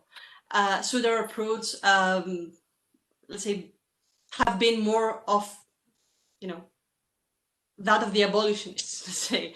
Yeah. Would we still be sitting there? The answer is, yeah, it should have been, but you know what? You would have fewer donations, you might not have a job, and you wouldn't be working with industry. Do I think that working with industry and having these organizations is a net benefit? No, I don't. I mean, I don't mean to insult you, but I think these look, let's talk about fur for a second. What the hell is the difference? Tell me, please. What is the difference between fur and wool? And I mean, I've never understood the fur campaign. There is no more, I mean, fur is skin with the hair still on it, and leather, is the skin with the hair off of it. And fur, I mean, what's the difference between leather and wool and fur? I think the fur campaign has been an utter disaster. All it is a sexist. It has been, I mean, I don't know if you've ever seen, I wrote about this many years ago, about the sexist imagery in the anti-fur campaign. It is vile. I mean, it continues to be. It continues when they have these anti-fur demonstrations. They almost always focus on women who are wearing fur and what horrible people those women are. Where condemnations of women are made by people who are wearing wool and who are wearing leather. There is no morally coherent distinction between leather and wool and silk. I remember once seeing a discussion at the supermarket, at the Whole Foods supermarket, which is, I say, attracts a lot of, quote, animal people. And there was a woman wearing a fur coat and a woman wearing a wool coat, and the woman with the wool coat was arguing with the woman wearing the fur coat, saying she shouldn't be wearing fur. And I watched this for a few minutes, and I walked away. And the one woman wearing the wool said, "Well, what's your view?" I said, "What my view is neither of you. You shouldn't be wearing the wool, and she shouldn't be wearing the fur. But the idea that you are reprehending her because she's wearing the fur while you're wearing the wool is somewhat surreal in my view and somewhat absurd." But so I don't understand these anti-fur. I mean, I think that the problem with these campaigns is they draw these artificial distinctions. So you have an anti-fur campaign. What you're doing is telling people leather and wool are fine, just don't wear fur. And I think that to me makes no sense. Secondly, you say, well, in order to work with industry, we have to take these positions. The answer is we're never going to have a revolution working with industry. Number three, just think about that. You're never, their interests are financial interests. And that the only thing I've been watching this for 3 decades now. This idea of working with industry originated with a guy named Henry Spira, whom I knew very well. He's now dead. And Henry introduced this idea, which Peter Singer thought was a great idea, that what we needed to do is work with industry. And I think that is fundamentally misguided. I don't think that can ever work. Number 3, you said the food industry is too powerful. I don't accept that. The reality is we're all sitting talking. I'm not in Athens right now because I can't travel. Because although, this is ecologically, it's better not to fly. So I don't object to this. But the bottom line is we are all dealing with this damn pandemic. Why? Pandemics are zoonotic. They are illnesses which jump from animals to humans. Okay. And they generally do that in the context of our relationship with animals, which involves eating them.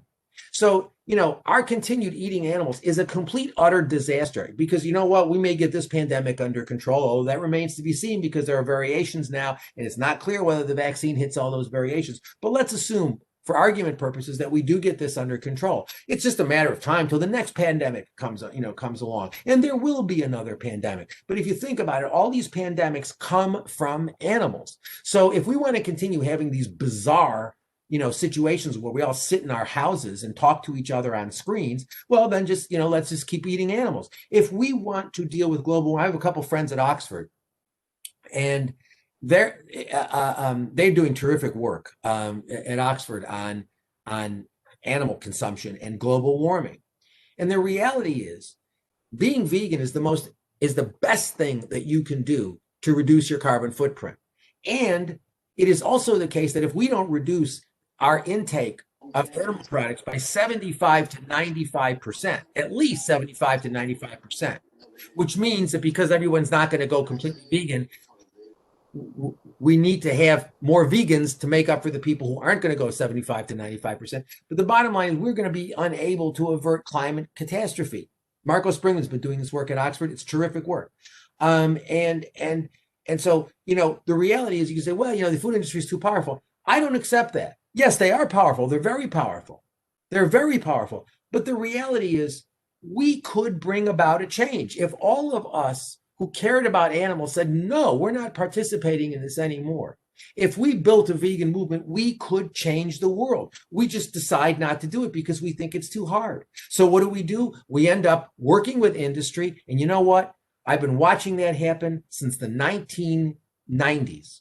And you know what? It has resulted in nothing except people feeling more comfortable about animal exploitation and people believing that there's that fur is somehow worse than wool or leather. All of this, we need to change the mindset, but we can change the mindset. We just have to get away from the corporatization because, we are all creatures of corporations form what we think.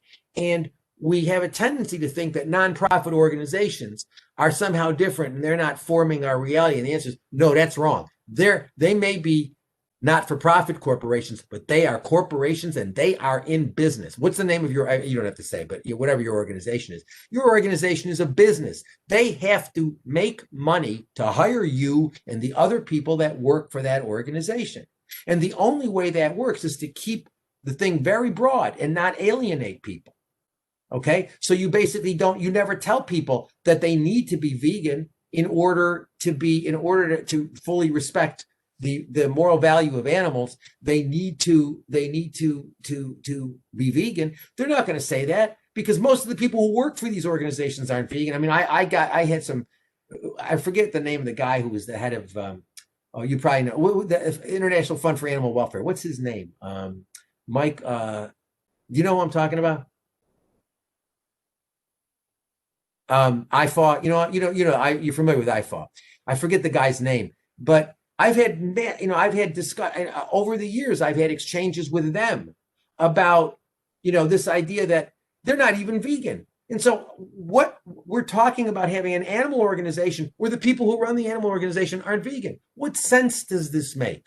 And so I think this is counterproductive. I'm sorry. I hope I'm not insulting you, but I have to be honest. I think it's counterproductive. I think it's harmful. And the guy's name is driving me crazy. And this gets worse as you get older. You forget people's names. I've written about this guy and I forgot his name. But if you're not, if you're running an animal organization, you're not vegan. What are we talking about? What are we talking about? And so, I can't. The chat keeps showing up and then it disappears. I can't do both things. So I'm sorry if there's stuff going on in the chat. I can't. Okay.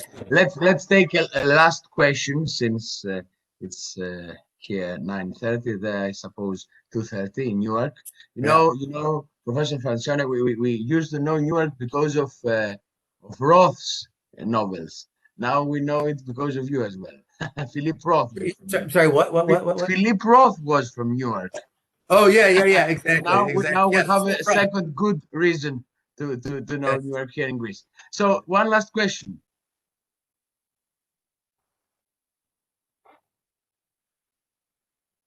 Who would like to ask one last question? We have no more questions.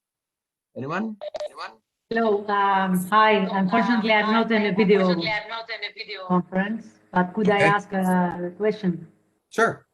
Dear Professor, I get the sense throughout this conversation that sentience as a notion is an umbrella concept that everybody, including biologists, bioethicists, the industry, vets, vegans, everybody, us included, use it ad hoc and in a contextualized base whenever we need it. You use it in another framework. Singer and Regan use it in other frameworks, as I've seen from the chat. How can we end up in a unanimous solution to base our decisions on sentience, if it's not a common, let's say, translation of the word? Thank you. Well, we may not know what the outer, first of all, it's generally agreed that subjective is sentience means you're subjectively aware, that you have, you're the sort of being that has interest. You're the sort of being who is subjectively aware, can experience pleasure, experience pain, things like that. Now, we may not know. There may be questions about what the outer limits of sentience are as to whether or not certain animals are sentient. For example, there may be certain mollusks or whatever. Clams and oysters, are they sentient? I don't know. I don't eat them. They may be sentient. I don't know. There's some people who think they are and some people who think they aren't. But I don't eat them because I don't know whether insects are sentient, but I don't walk on grass and I try to always avoid stepping on insects. I don't know whether they're sentient. But the bottom line is there is no doubt whatsoever that with respect to the animals we routinely exploit, chickens, pigs, sheep, cows, calves, geese, turkeys, fish, that they are sentient. There's no doubt about that. So I may not know where to draw the line, but there's no doubt that all of those animals are sentient. And all that means is they have some sort of mind that has interest, because you need to have interest in order to be, if a being doesn't have interest, then there's nothing that you can do that adversely affects that being, because the being doesn't have any interest. But that we are absolutely certain, without doubt, there is no doubt whatsoever that 99.99999% of the animals we routinely exploit are sentient. We don't doubt that. We've had anti-cruelty laws, for several hundred years now. Nobody thinks that we should apply them to rocks or plants. And the only time you get in discussions with people about plants is when they have nothing else to say in a discussion about why they shouldn't be eating animals, as they start talking about whether lettuce leaves are sentient. But we don't know. And even if plants are sentient, since it takes between 6 and 12, or actually it takes many more pounds of plant protein to produce 1 pound of flesh, even if plants were sentient, we'd still be better off eating the plants directly rather than eating them funneled through the inefficient protein converters of animals, of sentient animals. But so I don't think the problem, I don't see sentience as presenting or on lack of clarity about what sentience means. in any way as presenting any sort of conceptual problem, because my view is that I don't know where to draw the line, but I do know that most of the animals we routinely exploit are sentient, and nobody seriously doubts that. There may be some animals, as I say, there may be some animals where there are disagreements, where people say, well, you know, I'm a vegan, but, you know, I eat clams because I really don't believe that they're sentient. As I say, you know, I err in favor of not eating them because they may be sentient. But, you know, I don't know. I'll take one more. If there's any other question, I'll take one more. Any other questions, since Professor Francione is eager to answer one more? We'll have him here. Hello, Professor. Can I make a question? Thank you. Those who have cats and dogs and are vegan don't want their animals to eat meat from other animals. There are many of them. And I ask you if this is right, because these animals are basically carnivores. What do you feed your animals, your dogs?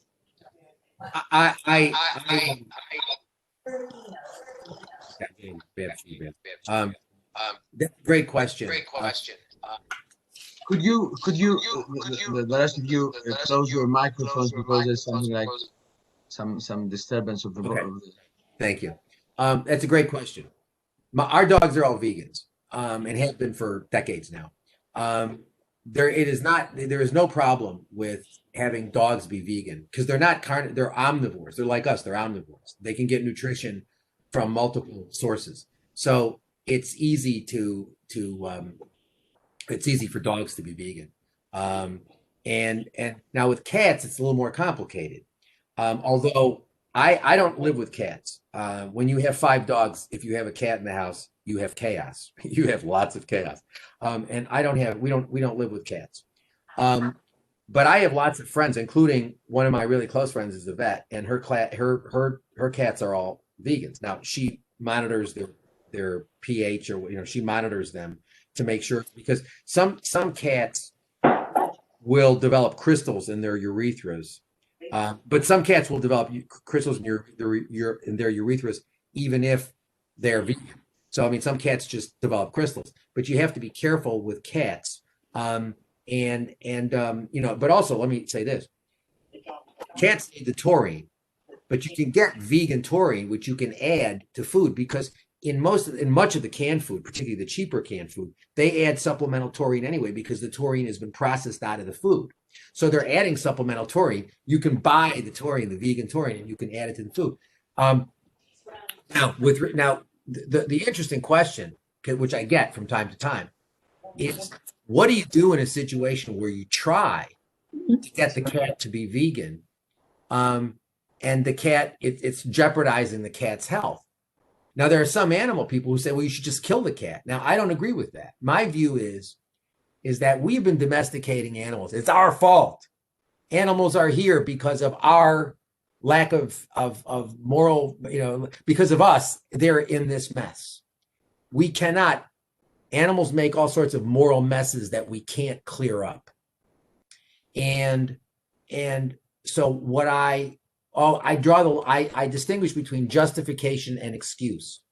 If I had a cat and the cat needed to eat meat in order to live, would it be morally justifiable for me to feed that cat meat? And the answer is no, it wouldn't be morally justifiable, but it would be excusable if I had exhausted every possible option, but I was unable to get the cat to be healthy as a vegan.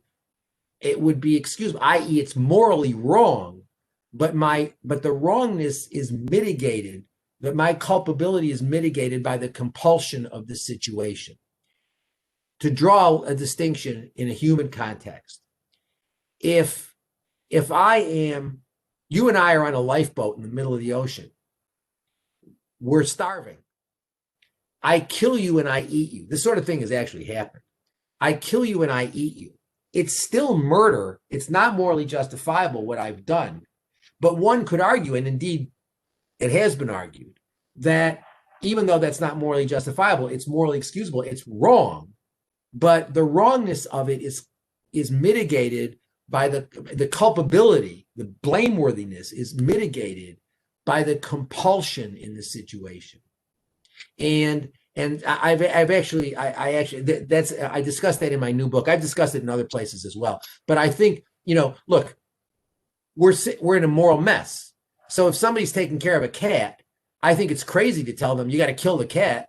I mean, we can't clean these problems up in a tidy way. So I don't think it's morally justifiable in the same way that it wouldn't be morally justifiable if I killed you and I ate you. It wouldn't be morally, that wouldn't be morally right. It would be morally wrong.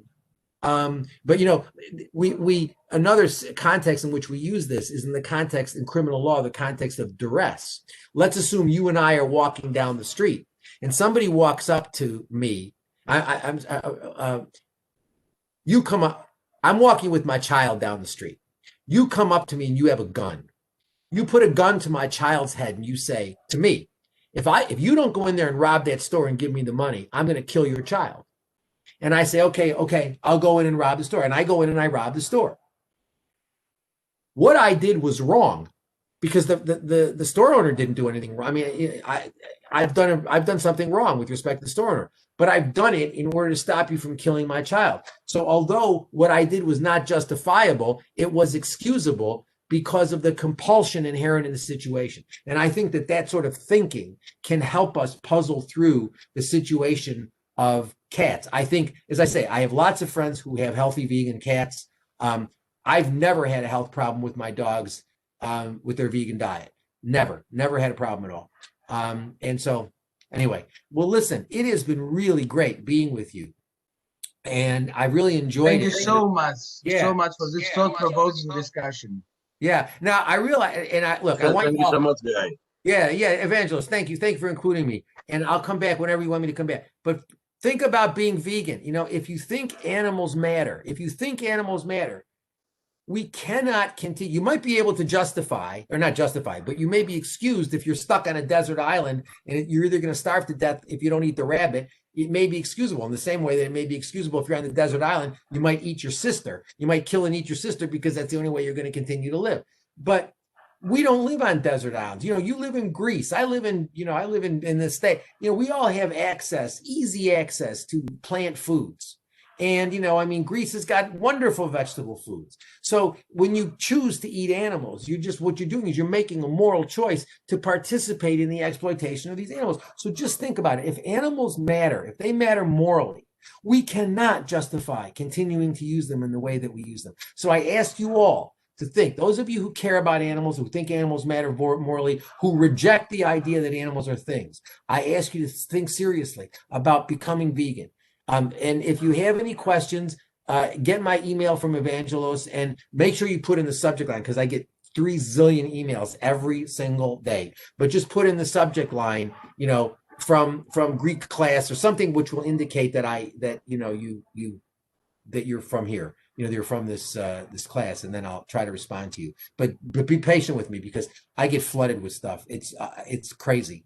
But anyway, so y'all be well. Peace. Take care, and I hope you all go vegan, but I hope you're all well. All right, take care. Be well.